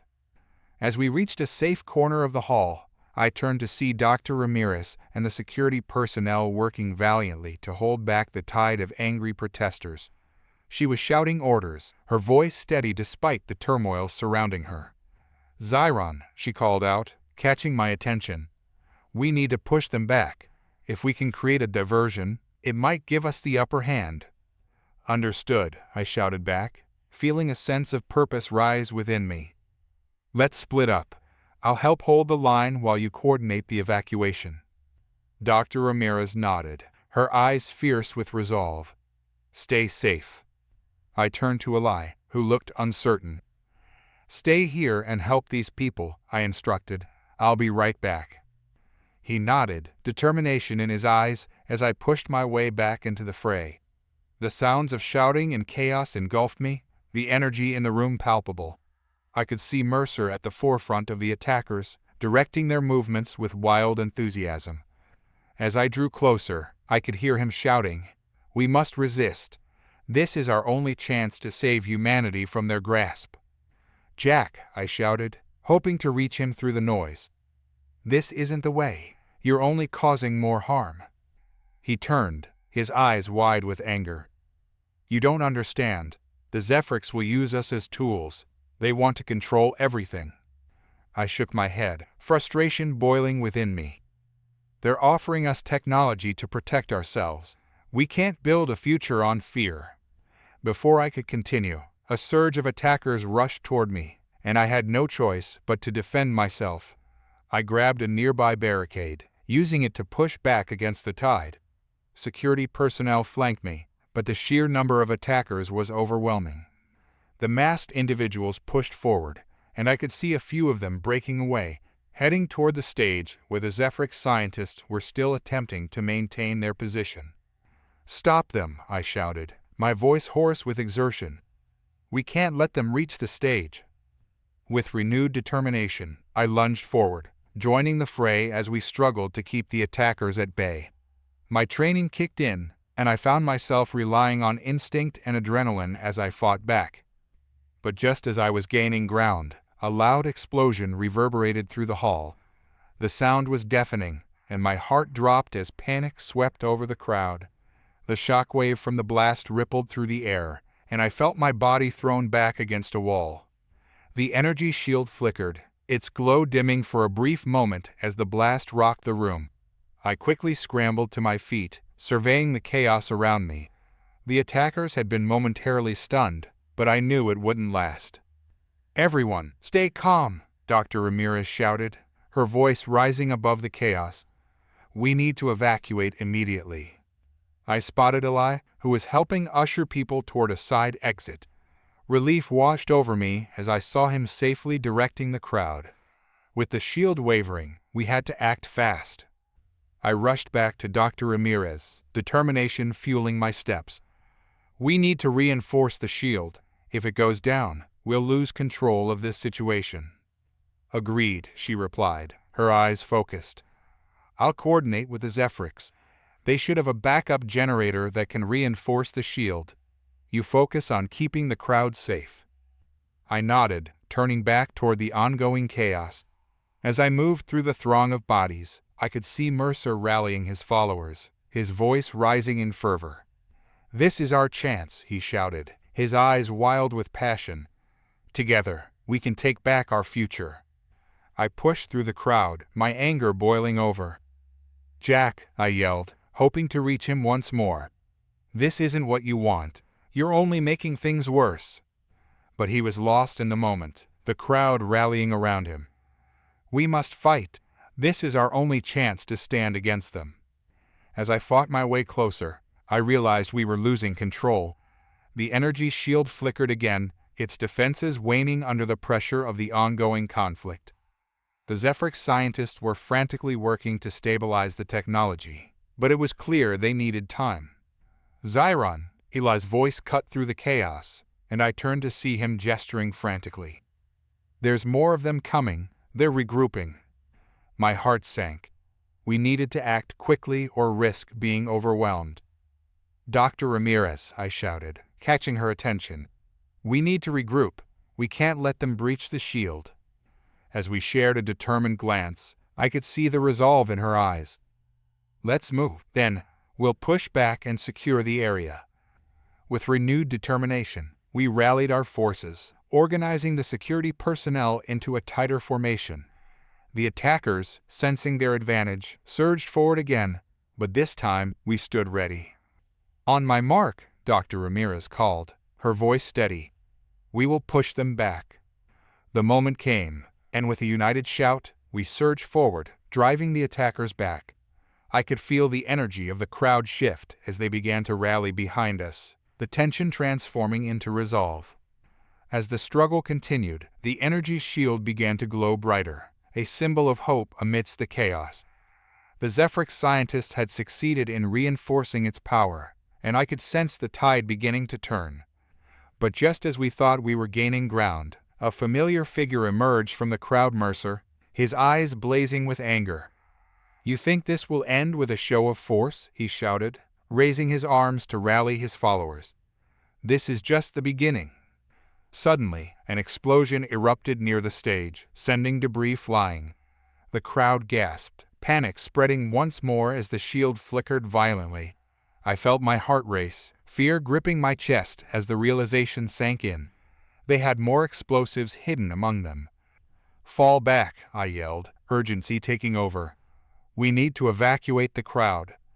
Dr. Ramirez's voice cut through the chaos. "We'll hold the line. Get the audience to safety." As we worked together to push back the attackers, I could feel the weight of the situation pressing down on me. The hope I had felt moments ago was slipping away, and we were running out of time. I spotted Eli again, directing a group of civilians toward a safe exit. "Keep moving," I shouted, hoping to bolster his confidence. "You're doing great." But just then, Mercer spotted him. "You!" he screamed, pointing directly at Eli. "You're part of the problem." "No," I shouted, rushing toward Eli to protect him. "He's on our side." But Mercer lunged forward, intent on grabbing Eli. In that moment, everything felt like it was happening in slow motion. I could see Eli's face twisting in fear as I pushed through the throng of bodies, desperation fueling my movements. "Get away from him," I roared, shoving Mercer aside just as he reached for Eli. My body collided with his, and we both tumbled to the ground. The struggle was intense as we grappled for control. I could feel the heat of his anger radiating from him, but I wasn't about to back down. "This isn't the way," I shouted, my voice hoarse with exertion. "You're hurting innocent people." But Mercer was relentless. "They'll never accept us. You're blind to what they truly want." As we wrestled, I could see Eli getting to his feet, fear still etched on his face. "Zyron," he called out, desperation in his voice. With a surge of determination, I pushed Mercer off me and scrambled to my feet, ready to defend Eli. "Stay back," I shouted, positioning myself protectively in front of him. "You're not going to hurt anyone." But the chaos around us continued to escalate, the sounds of the explosion still ringing in my ears. The Zephyrics were doing their best to contain the situation, but we needed a plan fast. "Dr. Ramirez," I called, spotting her at the front line. "What's the status?" "We're holding," she replied, her expression fierce. "But we need to evacuate the crowd. There's too much chaos." I glanced back at Eli, determination hardening in my gut. "Then let's get them to safety. I won't let anyone get hurt." Together, we pushed toward the exits, urging the crowd to follow us. My heart raced as I kept my eyes on Mercer, who was still rallying his followers behind me. The threat wasn't over yet. "Come on," I shouted, my voice rising above the din. "This way, we need to get everyone to safety." As we moved, I could hear the sounds of anger and desperation behind us, the clash of ideals echoing through the hall. But we couldn't stop. Not now. Finally, we reached the exits, the cool air rushing in as we ushered the crowd outside. The chaos of the demonstration faded behind us, but I could feel the tension still lingering in the air. "Is everyone okay?" I asked, glancing back to ensure Eli was still with me. He nodded, his expression a mixture of relief and fear. "I'm fine, but what happens now?" I took a deep breath, trying to steady my racing heart. "Now we regroup and figure out our next move. We can't let them tear apart what we've built." As we moved further away from the chaos, I could see Dr. Ramirez working with the Zephyrics, her face etched with determination. They were formulating a plan, and I knew we would find a way to turn the tide. But deep down, I felt a new sense of urgency. This wasn't just about the demonstration anymore. It was about the future of humanity and our alliance with the Zephyrics. We had to prove that unity was stronger than division. As we gathered, I turned to Eli, determination in my heart. "We'll find a way to overcome this," I assured him. Together. The night air was electric with tension as we stood at the designated safe zone, a makeshift camp set up on the outskirts of the demonstration. Dr. Ramirez and the Zephyric scientists had established a command post, their faces illuminated by the dim glow of portable screens. They were scrambling to assess the fallout from the chaos that had erupted inside the hall, and it was clear that we needed to act quickly. Eli stood beside me, his hands clenched into fists. "What now?" he asked, his voice tense with uncertainty. "They won't back down after what happened." I turned my gaze back toward the main hall, where the sounds of anger and dissent still echoed in the distance. "We need to counter their narrative," I replied, my mind racing. "If we don't address their fears, we'll only be feeding the flames of this conflict." Dr. Ramirez joined us, her expression a mix of determination and fatigue. "We've got reports of more protesters gathering," she said, her tone urgent. "If we don't get ahead of this, it could escalate into something far worse." I nodded, the weight of her words sinking in. "We need to broadcast a statement to the public that addresses their fears and emphasizes our commitment to working together with the Zephyrics." Eli looked between us, his brow furrowed. "But how do we get people to listen? They're already divided." "We can use social media and news channels," Dr. Ramirez suggested, her voice steady. If we can reach out to influencers and journalists, we might be able to shift the narrative. Then let's make it happen, I said, determination coursing through me. We can't afford to be passive. We need to take control of this situation before it spirals out of hand. As we strategized, the Zephrix scientists worked diligently, coordinating with their advanced technology. I watched as they shared information, a seamless integration of human and Zephrix knowledge. It was a reminder of what we were fighting for, an alliance that transcended our differences. Zyron, one of the Zephrix scientists, a tall figure with luminescent skin named Talaris, approached me. We've developed a communication device that can reach a wider audience. It's linked to our satellite network, allowing us to broadcast a message directly. That's perfect, I exclaimed, relief washing over me. If we can get a message out tonight, we might be able to quell the unrest before it escalates. Talaris nodded, gesturing toward a large screen set up at the command post. We can project your message globally, but you must be clear and decisive. Dr. Ramirez stepped forward, her expression fierce. We'll craft a statement that highlights our commitment to unity and understanding. We need to show them that our alliance is built on trust, not fear. As the three of us worked together, crafting the message that would echo across the globe, I felt a renewed sense of hope. This was our chance to reclaim the narrative, to remind humanity of its potential when united with the Zephrix. After what felt like hours, we finalized our statement. The atmosphere around the command post was charged with anticipation as we prepared to broadcast it to the world. Let's do this, I said, taking a deep breath. For humanity and the Zephrix. With a flick of a switch, Talaris activated the communication device. The screen flickered to life, displaying our message for all to see. I could feel my heart racing as I stepped forward, ready to address the world. People of Earth, I began, my voice steady. Today, we stand at a crossroads. We've witnessed the turmoil that fear and misunderstanding can create, but we must not allow that to dictate our future. The Zephrix are not our enemies, they are our allies. I continued, speaking passionately about the potential of our partnership, the technology and knowledge that could elevate both species. I emphasized the importance of working together to overcome challenges, urging the public to put aside their fears and embrace the opportunities that lay ahead. This is our moment to show that humanity can rise above conflict, I concluded, my voice resonating with conviction. Together, we can build a future that honors our shared values and goals. As the broadcast concluded, I glanced at Dr. Ramirez and Elad.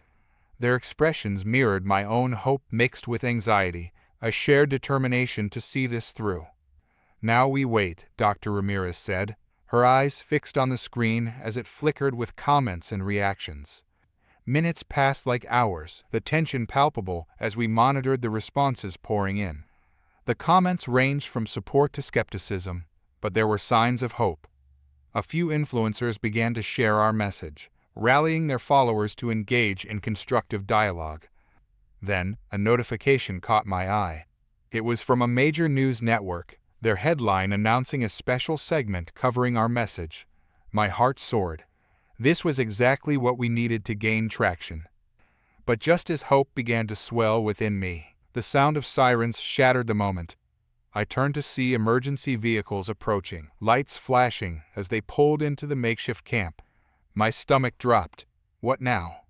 Dr. Ramirez rushed outside to greet them, her expression shifting to concern. What's happening? I heard her ask, her voice laced with urgency. I followed closely behind, my heart racing as I joined her at the entrance. A group of officers emerged, their faces grim. We've received reports of escalating violence among the protesters, one officer explained, his voice steady. They're planning to march on this location. What? I exclaimed, my pulse quickening. We thought our message would help quell their anger. The officer shook his head, a look of determination in his eyes. We need to prepare for potential conflict. We can't allow this situation to escalate further. Dr. Ramirez turned to me, her expression serious. We can't let them reach us. If they storm this camp, it could turn into a disaster. Let's fortify our defenses, I replied, my mind racing with possibilities. We need to set up barriers and communicate with the Zephyrs. They can help us create a safe perimeter. As we sprang into action, I felt the weight of responsibility pressing down on me. We had fought so hard to build this alliance, and now it felt like it was teetering on the brink of collapse. We couldn't let fear dictate our actions. As we prepared for the impending march, I could see the determination in Dr. Ramirez's eyes, a fierce resolve that mirrored my own. Together, we would face whatever came our way. And as the sounds of chaos drew closer, I knew we would stand our ground, fighting for the future we believed in. The atmosphere around the camp crackled with tension as we fortified our defenses, adrenaline coursing through my veins. Dr. Ramirez and I quickly organized the available resources, while I joined forces with the officers to set up a makeshift barricade.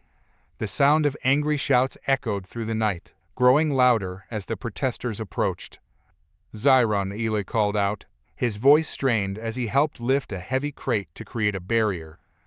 "How can we stop them if they decide to push through?" I glanced at the growing crowd beyond the perimeter, illuminated by the flashing lights of the emergency vehicles. "We need to be prepared to negotiate," I replied, urgency lacing my words. "If we can get someone to speak to their leaders, maybe we can prevent a clash." Dr. Ramirez nodded, her expression resolute. "I can communicate with the Zephyrs. They have people who can assist us in reaching out." "Do it," I urged, my heart pounding. "We need to buy ourselves some time. If we can show them that we're willing to listen, it might diffuse the situation." As she moved to contact the Zephyrs, I turned my attention back to the protesters. The murmur of their voices grew louder, a mix of frustration and anger that was palpable even from a distance. I could see the faces of those who had once been allies, now twisted by fear and uncertainty. "Hey," I shouted, stepping onto a crate to gain some height and visibility. "Listen to me." The crowd paused, their gazes shifting toward me. "I know many of you are angry. I understand your fears, but violence isn't the answer. We need to come together, not tear each other apart." A few shouts of agreement rippled through the crowd, but they were quickly drowned out by those who were determined to make their voices heard. "They're taking our world," one man yelled, his voice rising above the others. "They're stealing our future." "Stop," I pleaded, desperation creeping into my voice. "This isn't about losing our future. This is about building a new one together. The Zephyrs are our allies, not our enemies." The dissent grew louder, and I could see a group of protesters moving toward the front lines, their anger palpable. "What do you know about our struggles?" another voice shouted, a deep anger tinging his words. "You're just a puppet for them." Before I could respond, the ground trembled beneath us, a low rumble resonating in the air. My heart raced as I glanced at Dr. Ramirez, who had just finished communicating with the Zephyrs. "What was that?" I shouted, panic creeping in. "Stay alert," she commanded, her voice steady despite the chaos. It could be the Zephyrs responding to the protest or something else entirely. Just then, the sound of a loud explosion echoed from the direction of the main hall. The ground shook again, and a blinding light erupted in the distance, sending a shockwave through the crowd. Panic spread like wildfire, and the protesters began to surge forward, fear overriding their anger. "Fall back," I shouted to Eli, pulling him closer as I took in the scene. "We need to regroup and protect the civilians." In the ensuing chaos, I caught sight of Mercer at the front of the crowd, a fierce determination in his eyes. He was rallying his followers, inciting their anger further. "We have to fight back. They've brought destruction to our doorstep." "No," I screamed, desperation clawing at my throat. "This isn't the way. You're leading them into a trap." But my voice was drowned out by the chaos, and before I could react, the protesters surged forward, a wave of bodies crashing against our makeshift barricade. The officers scrambled to maintain their position, but I could see the fear in their eyes. "Zyron," Eli shouted, pulling me back as the crowd pressed closer. "What do we do?" "Hold the line," I yelled, pushing back against the surge of bodies. "We can't let them through." In the turmoil, I spotted a few Zephrix soldiers joining the fray, their luminescent skin shimmering against the darkness. They took positions alongside the officers, forming a united front against the oncoming crowd. "Stay with me," I shouted to Eli, gripping his arm tightly. "We have to protect the camp at all costs." As the protesters continued to push forward, I noticed Talaris moving through the crowd, his gaze focused and determined. He seemed to sense the fear radiating from the protesters, and with a swift motion, he raised his hands, channeling energy that shimmered around him. "Zyron," Dr. Ramirez called out, her voice breaking through the chaos. "We need to show them we're not their enemy." Before I could respond, Talaris unleashed a burst of energy into the air, a dazzling display of light that caught the attention of the crowd. The glow illuminated the faces of both the protesters and our defenders, creating a momentary pause in the chaos. "Listen," Talaris called out, his voice resonating with authority. "We are not here to harm you. We are here to help. The Zephrix stand with you." His words hung in the air, and for a brief moment, the chaos around us faltered. The protesters hesitated, their anger momentarily subdued by the overwhelming display of unity. "Together," Talaris continued, his tone unwavering, "we can face the challenges ahead. This is not a battle of two worlds. It is a chance for both to thrive." I could see Mercer's expression shift as he grappled with the unexpected words. It was a moment of uncertainty, a chance for reason to break through the anger. "Mercer," I shouted, hoping to reach him. "This isn't about fighting. This is about finding common ground." He turned toward me, his eyes blazing with defiance. "You think we can trust them? Look at what they've done." "But look at what we've done," I countered, desperation seeping into my voice. "We've built a future where both our races can thrive. Don't let fear tear it apart." The crowd murmured, uncertainty rippling through them as they faced the truth of our words. For the first time, I felt a glimmer of hope that we might still turn the tide. But just as it seemed the tide was turning, the ground shook once more, this time with a violent intensity. A tremor tore through the earth beneath us, sending bodies crashing to the ground. Panic erupted anew as people scrambled to regain their footing, the moment of clarity shattered by the chaos. I reached for Eli, pulling him close as the ground continued to shake. "Stay low," I yelled, my heart racing. "We need to protect ourselves." The protesters began to scatter, fear overriding their anger. But in that moment, I could see Mercer struggling with his own resolve, torn between the anger of the crowd and the truth of our message. "Zyron," Eli shouted, pulling me from my thoughts. "What do we do now?" "We keep fighting," I replied, adrenaline surging through me. "For unity, for understanding." As we readied ourselves for whatever came next, I felt a surge of determination. We would not back down. This was our chance to prove that humanity together with the Zephrix could overcome the odds and emerge victorious. As the ground continued to tremble beneath our feet, I could feel the urgency of the moment pressing down on us. The once fearful crowd now swirled in a chaotic frenzy, people stumbling and shouting, desperately trying to find their footing as panic spread like wildfire. "Stay together," I shouted, my voice barely cutting through the cacophony of noise. "We can't lose focus now." Beside me, Eli was gripping a nearby crate, his eyes wide with fear and determination. "Zyron, what if they just keep coming? What if we can't stop them?" "We have to give them a reason to stop," I replied, scanning the shifting sea of bodies, searching for Mercer among the chaos. "If we show them we won't be intimidated, we can still change their minds." Suddenly, Talaris stepped forward, his luminescent form glowing brightly amidst the chaos. He raised his arms once again, calling out to the crowd in an otherworldly tone that carried over the chaos. "Citizens of Earth, fear will not guide us to a brighter future. Together, we can overcome." The crowd hesitated, drawn by the unexpected calm that enveloped Talaris. His glow provided a beacon of hope, a stark contrast to the darkness that loomed over us. I could see Mercer faltering, uncertainty flickering in his eyes as the energy of the moment shifted. "Do not let anger blind you," Talaris continued, his voice steady and resonant.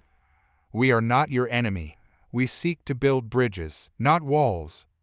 The protesters gradually began to quiet, their shouts fading into murmurs as they looked to one another, their collective anger tempered by the rising fear of the ground beneath us. The Zephrix soldiers flanked us, their presence reassuring amidst the turmoil. I seized the opportunity, stepping forward to address the crowd once more. "You feel betrayed, frightened like we've invaded your home," I said, my voice carrying over the tension. "But I promise you, that is not our intent. We've come to learn, to grow, to share in the greatness of humanity. Together, we can conquer the challenges that lie ahead." "Lies," Mercer spat, his voice breaking through the newfound quiet. "How can we trust them? They brought destruction. They're not our allies." I felt a spark of frustration rising within me, but I knew this was a moment to channel that energy into something constructive. "Mercer, I understand your anger," I replied, keeping my tone steady. "But violence will not solve our problems. We need to show the world that we are better than this. We can lead by example." The crowd swayed, a palpable tension lingering in the air as I searched their faces, willing them to see reason. If we can unite, we can find solutions together. The Zephrix have knowledge and technology that can help us solve our crises: climate change, poverty, and more. We can use this opportunity to forge a brighter future. A wave of murmurs washed over the crowd, and I could see skepticism mingling with intrigue. Talaris shifted beside me, his expression reflecting the hope that was building. "We are here to share our knowledge," he affirmed, addressing the crowd. "To stand with you as allies, as friends. Together, we can achieve what neither of us can do alone." Just as I thought we might be turning the tide, the tremors escalated, shaking the ground violently as a loud explosion erupted from the direction of the main hall. The crowd screamed, panic rippling through them once more. I watched as people stumbled backward, fear reigniting the chaos. "Fall back," I shouted, grabbing Eli's arm and pulling him closer. "We need to regroup." But before we could retreat, a massive shadow loomed over the camp, a Zephrix ship descending from the night sky. Its sleek form glinted ominously against the chaos below, and for a moment, silence fell over the crowd as they turned their gazes skyward. "Fear not," Talaris called, raising his voice once more. "This is a sign of unity. Our people stand ready to aid you." As the ship landed softly, its doors opened to reveal a group of Zephrix soldiers, their forms shimmering with power. They stepped forward, brandishing technology that radiated energy, a protective shield that enveloped the camp, creating a barrier between us and the approaching chaos. "Together," Talaris shouted, inspiring confidence with every word. "We are united in this fight." I could see the shift in the crowd, their expressions reflecting a mix of awe and confusion. They were torn between the fear that had fueled their anger and the glimmer of hope now rising within them. "We need to show them that this isn't a fight against each other," I urged, turning to Eli and Dr. Ramirez. "We have to bridge the gap between us." Dr. Ramirez stepped forward, her voice steady. "Citizens of Earth, we're standing on the precipice of change. The Zephrix are not invaders, they are allies. Together, we can create a new world."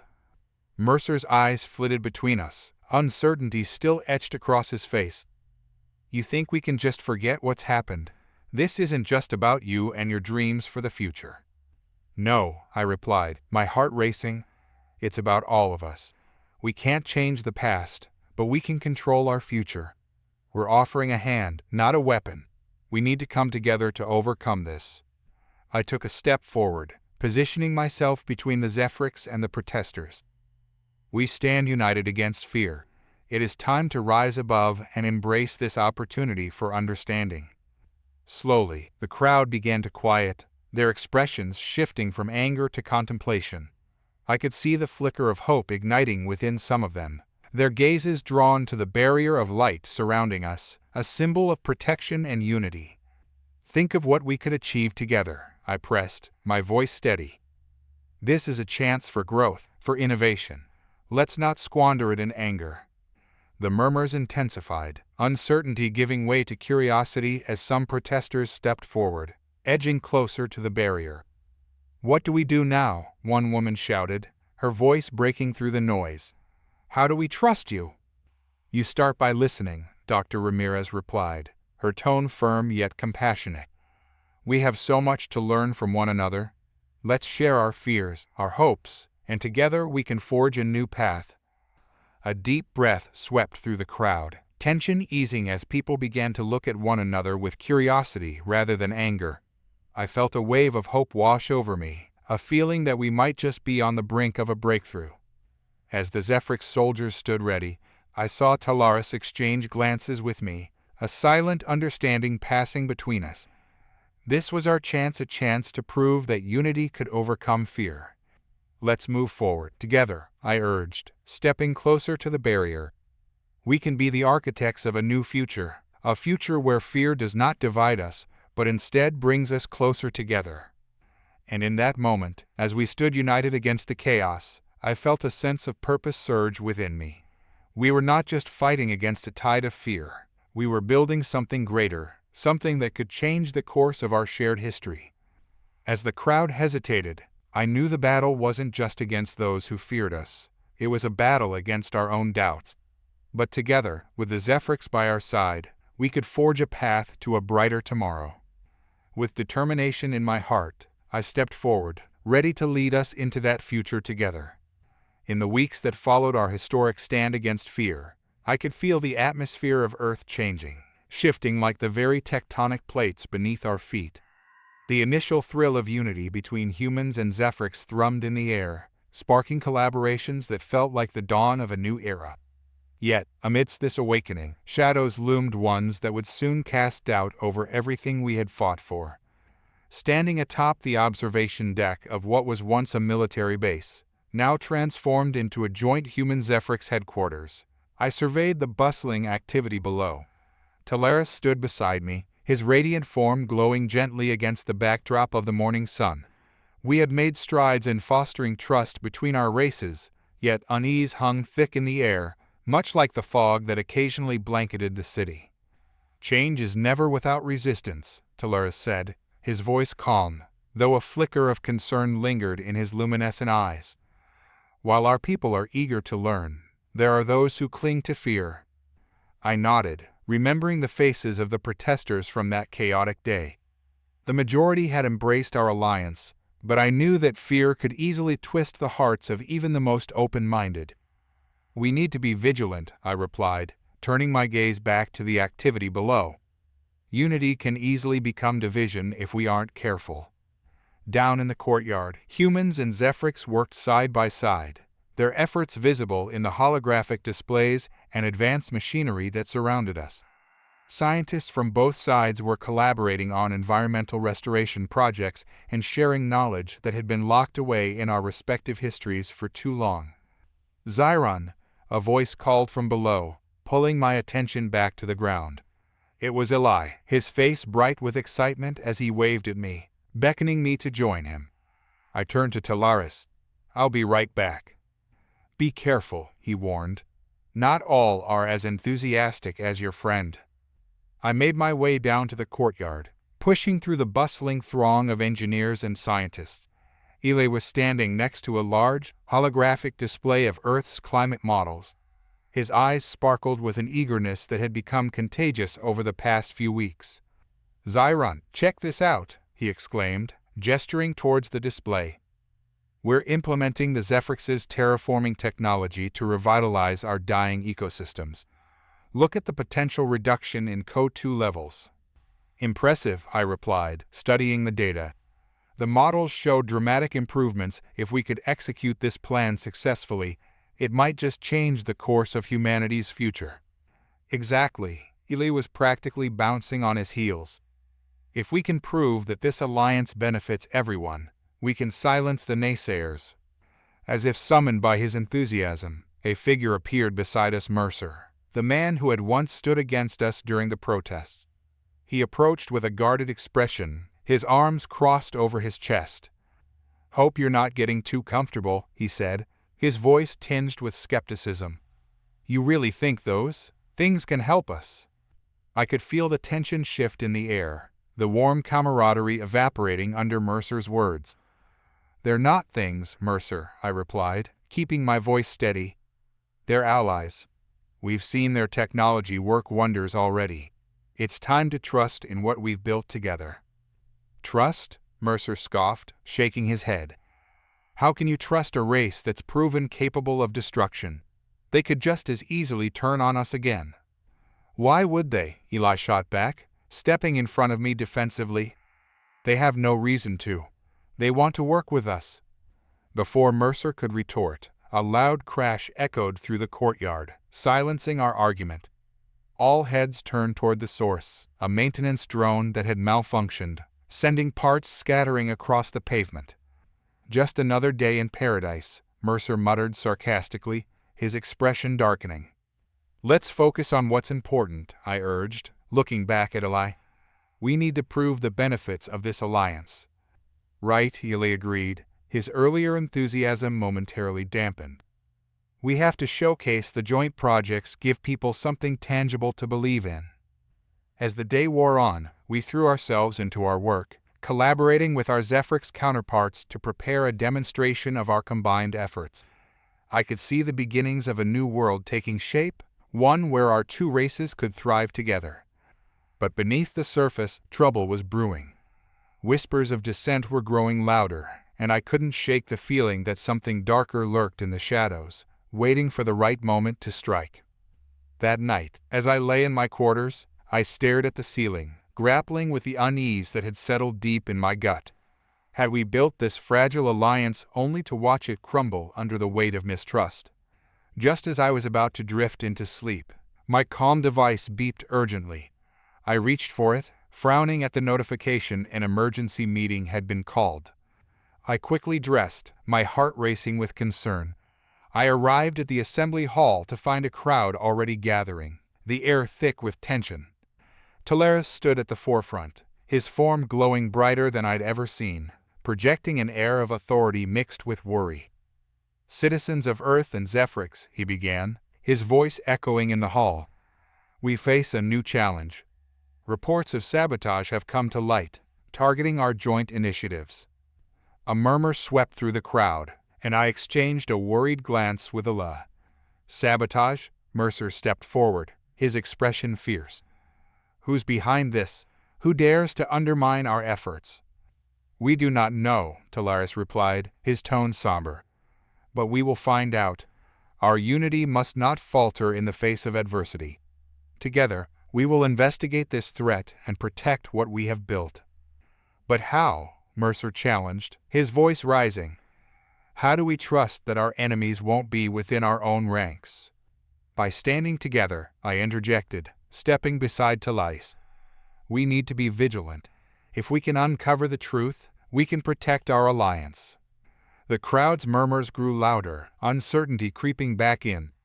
I could feel the tension rising, the very foundation of our unity at risk. "Listen to me," I said, raising my voice to cut through the chaos. "This is exactly what the saboteurs want. They want to divide us, to turn us against each other. If we allow fear to guide our actions, we'll lose everything we've fought for." For a moment, silence reigned in the assembly hall. I met Talaris's gaze, and we exchanged a look of determination. "Together, we must rise above this," I continued. "We must investigate, identify the saboteurs, and demonstrate that our unity is stronger than any threat." As the crowd began to settle, I felt a renewed sense of purpose washing over me. We were on the brink of something monumental, if only we could weather this storm together. "Let us begin the search for answers," Talaris declared, his glow illuminating the hall as a beacon of hope. "We will show them that unity echoes louder than fear." With a plan taking shape, I felt the weight of responsibility settle on my shoulders. This was just the beginning. The real fight for our future had only just begun.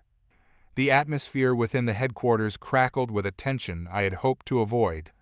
The emergency meeting had galvanized many, but it had also reignited fears that ran deeper than the surface of our alliance. As the crowds dispersed, I felt a sense of urgency pulse through me. We needed to act swiftly to unearth the forces that sought to undermine our unity before it was too late. The following day, Talaris, Eli, and I convened with a group of engineers and security personnel to strategize our investigation. The room was alive with energy as everyone shared their ideas. Holographic displays illuminated the walls, showing the sites of recent incidents, damaged equipment, sabotage drones, and even a few mysterious power outages that had disrupted crucial projects. "We need to analyze all data from the recent incidents," I said, pointing to a map on the display that outlined the locations of sabotage. "It seems concentrated around the most significant joint projects. This is no coincidence." "Agreed," Talaris added, his brows furrowing as he studied the information. "The sabotage appears systematic. We should also review security footage from these locations." "Good idea," Eli chimed in, adjusting his glasses. "We can set up surveillance on key areas to catch whoever is responsible. If we don't act quickly, they might escalate their efforts." I nodded, but a gnawing concern tugged at my thoughts. What if the saboteurs are someone within our ranks? We need to tread carefully. Mistrust could lead to chaos. As we delved into our investigation, I felt the weight of scrutiny from both sides, humans and Zephrix alike. Whispers of distrust lingered in the corridors, and I couldn't shake the feeling that the fragile threads of our alliance were fraying. A week passed in a blur of meetings, discussions, and late-night analyses. We implemented surveillance systems at critical sites, scrutinized data logs, and combed through security footage. Each day brought new revelations, but none pointed definitively to the saboteurs. Instead, I was met with a growing sense of frustration, and Eli's buoyant spirit was dimmed by the weight of uncertainty.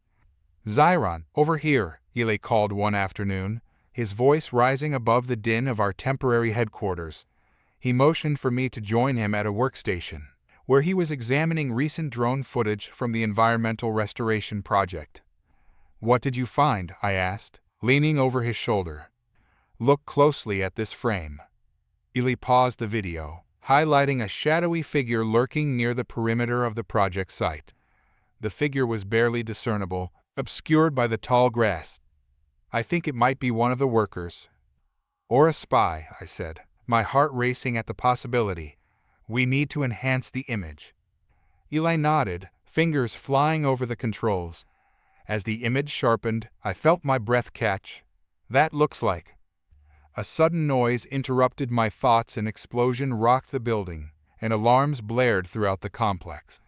Panic spread like wildfire as people scrambled for exits, and the air was thick with the acrid scent of smoke. "Get everyone out," I shouted, adrenaline surging through my veins. "Eli, Talaris, we need to assess the damage." Together, we rushed towards the source of the explosion, our hearts pounding. The facility's layout was a mix of sleek Zephrix architecture and human functionality, but in this moment it felt like a maze of chaos. As we navigated the corridors, I could see debris scattered everywhere, and the screams of panic echoed through the air. Reaching the main laboratory, we found the once bustling room reduced to disarray. A small fire flickered in one corner, casting ominous shadows across the walls. Scientists and engineers worked tirelessly to extinguish the flames and aid the injured.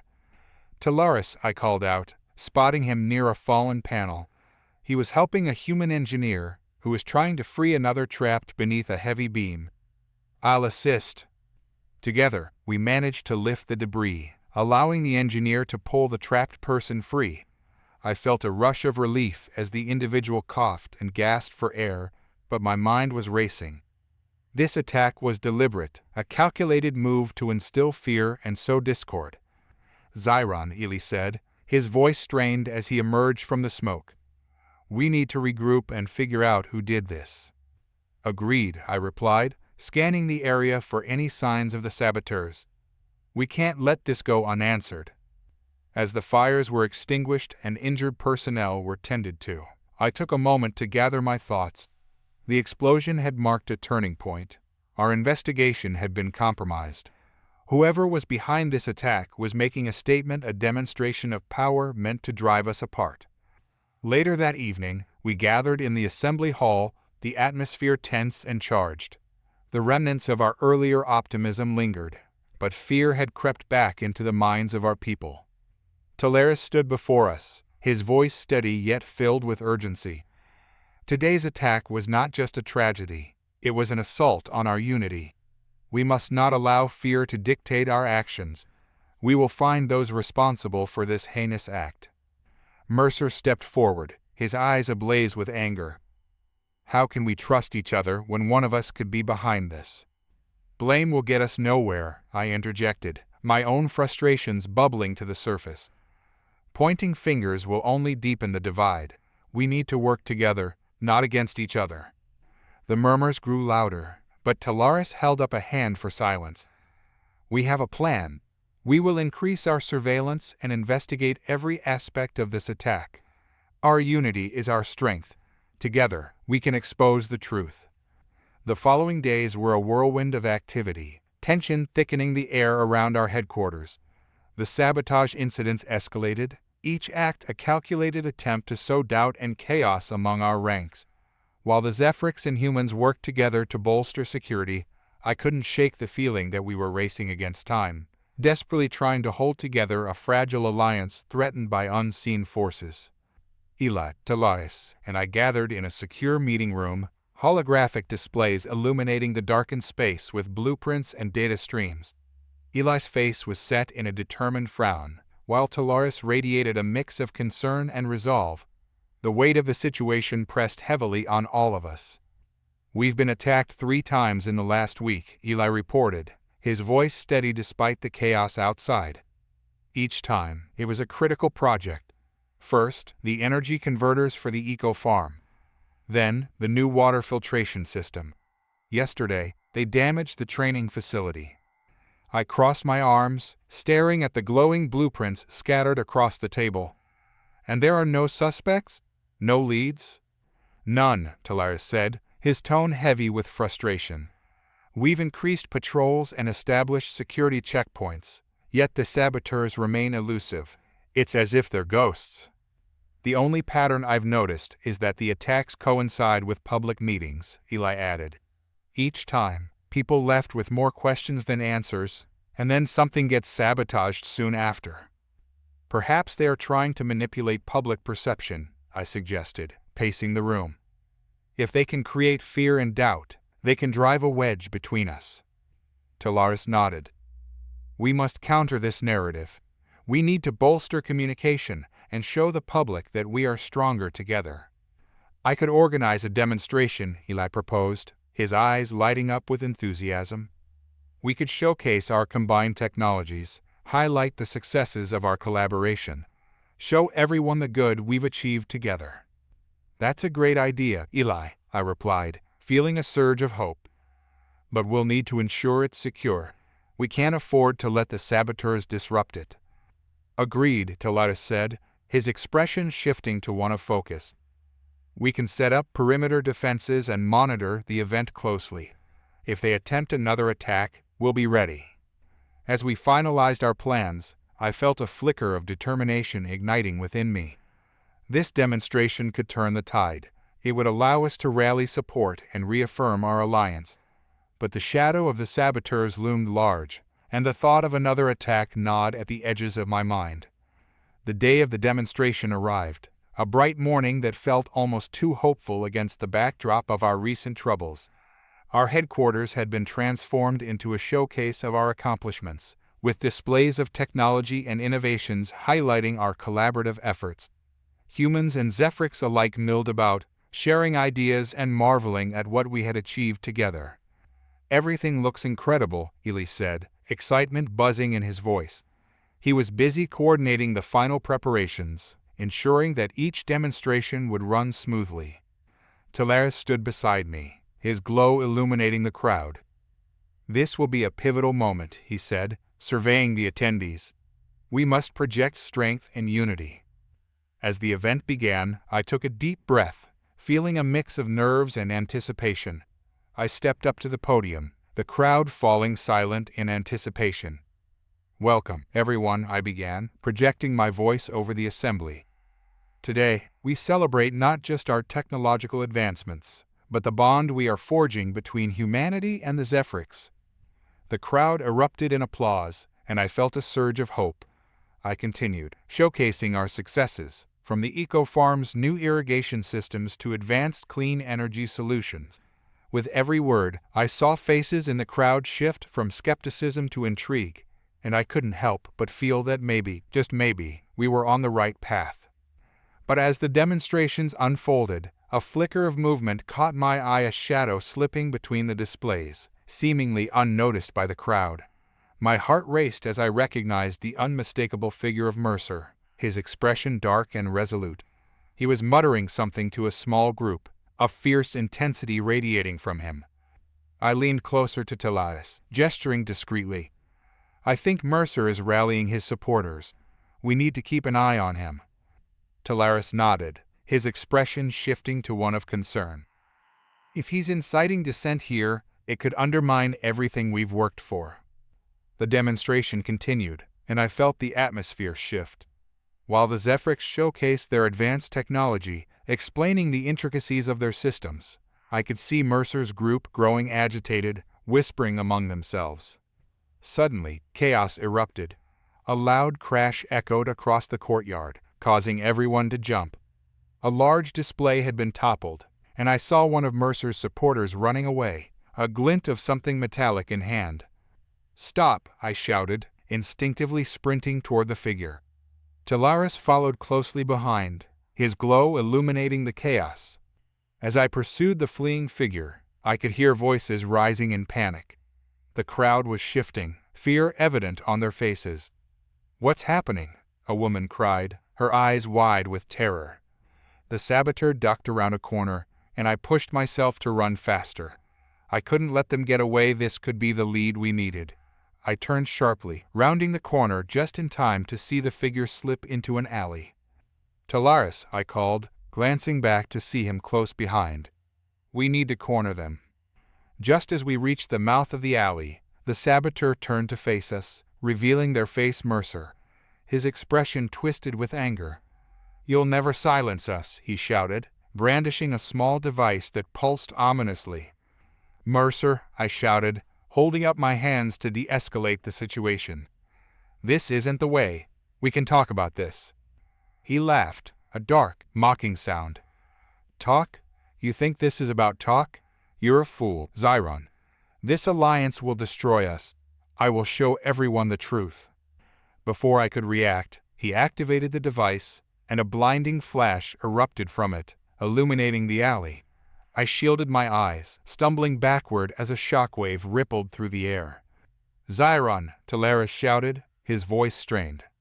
I could barely hear him over the deafening sound of the explosion that followed, a violent burst of energy that sent me flying back into the street.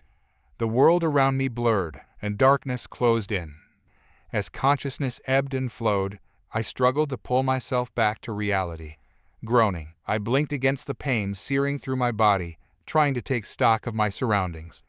The alley lay in ruins, debris scattered everywhere, and a haze of smoke curled around me. "Zyron," Talaris's voice pierced through the chaos, and I felt a surge of relief as he knelt beside me. "Are you injured?" "I'm fine," I croaked, forcing myself to sit up despite the pain. "What happened? Where's Mercer?" "He escaped," Talaris replied, his glow flickering with worry. "But we need to regroup. The crowd is in panic, and we must ensure they're safe." Pushing through the haze, I nodded, determination igniting within me. "We can't let him get away with this. He wants to destroy everything we've built. We need to show everyone the truth about our alliance, and we need to find Mercer before he causes any more chaos." As Talaris helped me to my feet, I realized this fight was far from over. The saboteurs had made their move, but we were not powerless. Together, we would uncover the truth and protect the fragile unity we had forged. The aftermath of the explosion rippled through our headquarters, a stark reminder of the fragility of our alliance. The demonstration, meant to showcase unity, had descended into chaos. The crowd, once filled with hope and excitement, was now in a frenzy, scrambling to understand what had just happened. Talaris and I emerged from the ruined alley, the acrid smell of smoke lingering in the air. Our priority was clear. We needed to restore order and calm the fears that were threatening to unravel everything we had built together. Zyron, Eli's voice cut through the confusion as he rushed towards us, his expression frantic. What's happening? Where's Mercer? Mercer escaped, I said, grim determination settling over me. But we can't let him spread fear among our people. We need to address the crowd. Eli nodded, though his eyes were wide with concern. They're scared. We have to show them that we're still in control, that we won't let a few extremists tear us apart. Talaris took a deep breath, his glow flickering with intensity. Let's gather our leaders. If we can unite our voices, we can quell the unrest. As we moved back toward the crowd, I could feel the weight of uncertainty hanging over us. The remnants of the demonstration were scattered about, and murmurs of fear and doubt filled the air. I stepped onto a makeshift platform, using my voice to project calm. Everyone, please listen, I called out, my heart racing. The crowd quieted, turning to face me. What just happened was an act of sabotage, a desperate attempt to undermine our unity. Mercer and his followers wish to spread fear, but we will not be swayed. A few voices in the crowd rose in protest, expressing doubts and fears. How can we trust you? A man shouted. Look at what happened today. We've worked too hard to let this one incident define us, I replied, my voice steadying. Our alliance has already brought immense progress, and we can't allow a small faction to dictate our future. Together, we have built a foundation based on trust, innovation, and hope. We can overcome this, but we must stand united. Talaris stepped beside me, his luminous form illuminating the space. I have seen firsthand the strength of our partnership. We are more than our differences, we are allies, friends, and together we can achieve the impossible. This incident will not define us. The crowd shifted, murmurs of agreement rippling through them. Eli joined us, his presence providing additional reassurance. Let's show everyone what we're capable of, he said, his voice filled with fervor. We can work together to create something greater than ourselves. Let's focus on our goals and protect what we've built. With renewed determination, I continued, we will find Mercer and his followers, but we will do so by showcasing our unity, not by succumbing to fear. We will demonstrate that fear cannot break our bond. The crowd's energy shifted, a wave of determination washing over them. Slowly, the fear began to dissipate, replaced by a sense of collective purpose. We had managed to redirect the narrative, but I knew our work was far from over. In the following days, we fortified our headquarters, enhancing security measures and tracking Mercer's movements. The support from both the Zephrix and human communities was instrumental. They rallied together to help rebuild what had been damaged during the chaos. As we strategized, we began gathering information about Mercer and his followers. Through whispers and leaks, we learned that they were planning another attack, this time aimed at the core of our technological advancements, a facility that housed our most critical research. Zyron, Eli said, his voice steady as we gathered for our briefing. We need to act before they do. If they target the core facility, it could set us back months, maybe even years. Talaris nodded, his expression serious. We must anticipate their moves. We can't let them disrupt our progress any longer. I felt the weight of leadership pressing down on me, but I drew strength from my companions. We'll set a trap. If we can lure them out, we can apprehend them and prevent any further chaos. As we plotted our strategy, I felt a surge of determination. We had to stand firm against the darkness that threatened our alliance. The lessons we learned during the demonstration fueled our resolve, reminding us of the importance of unity. The night before our planned operation, I found myself unable to sleep, the weight of responsibility heavy on my shoulders. I stepped outside, breathing in the crisp night air. The stars above sparkled like distant promises, reminding me of the beauty that still existed amidst the turmoil. Talaris joined me, his presence a calming light in the darkness. You carry a heavy burden, Zyron, he said softly. But remember, you are not alone in this fight. We stand with you. I know, I replied, my voice filled with gratitude. It's just. I can't shake the feeling that we're on the edge of something significant. This is more than just a fight against Mercer. It's a struggle for the future we believe in." Talaris nodded, understanding in his eyes. Every great change comes with challenges, but through these trials, we forge bonds that are unbreakable. His words resonated deeply within me, reigniting my determination. We were more than just humans in Zephrix. We were pioneers, seeking a brighter future in a galaxy that often shunned the unknown. The next day dawned with an urgency that fueled our preparations. Our plan was set. We would simulate a vulnerability in our defenses, drawing Mercer's group out of hiding. With our enhanced security in place, we felt confident that we could trap them before they could execute their attack. As the hours passed, tension hung thick in the air.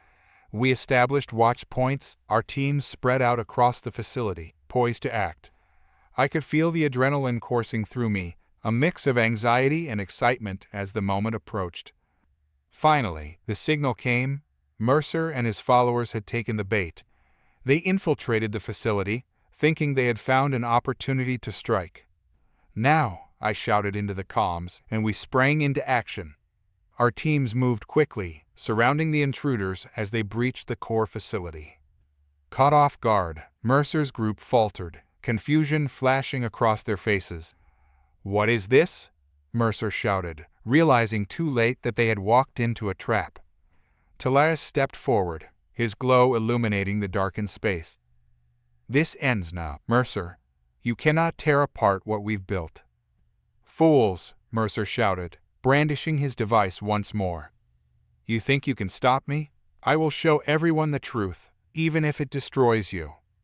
Before he could activate the device, I lunged forward, tackling him to the ground. We struggled, the chaos of the moment blurring around us. In that moment, everything I believed in collided with the fury of his conviction. "Enough!" I shouted, pinning him down.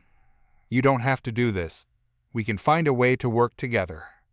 But Mercer's eyes burned with anger. "You don't understand. They will never accept us. You are blinded by your ideals." I shook my head, my voice firm. "No, Mercer. You are the one who is blind. We have a chance to build a future together. You need to see that." In that moment, I felt Talaris's presence beside me, the energy emanating from him bolstering my resolve. "Let go of this hatred, Mercer. We can still unite against the real threats facing us." As Mercer's fury began to wane, I felt the tension shift. His grip on the device loosened, and I took the opportunity to wrest it from his hands. "Your fight is not with us," I said, my voice steady. "It's with the fear that drives you. You don't have to walk this path alone." Slowly, the fire in his eyes dimmed, replaced by a flicker of uncertainty. "But what if they never accept us?" he whispered, his voice breaking. "They will," I assured him. "But it starts with us showing them that we can work together, that our differences make us stronger. Let us show them the truth, not through chaos, but through unity." With Mercer subdued and his group apprehended, we moved to address the aftermath of the confrontation. I felt the weight of the moment, the shift that had occurred not just within our alliance, but also within Mercer himself. As we gathered to discuss our next steps, I realized that our battle had evolved. We were no longer just fighting against a faction that sought to sow discord. We were battling the very fear and doubt that threatened to undermine our unity. Talaris stood beside me, his glow casting light on the faces of those gathered. "Today, we have taken a stand, not just against chaos, but for a future built on trust and collaboration. We must continue to show our communities that unity is our greatest strength."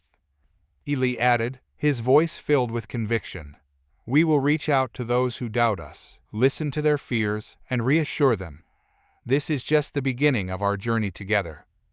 I felt a surge of hope as I looked around at my friends, allies, and the community we had built.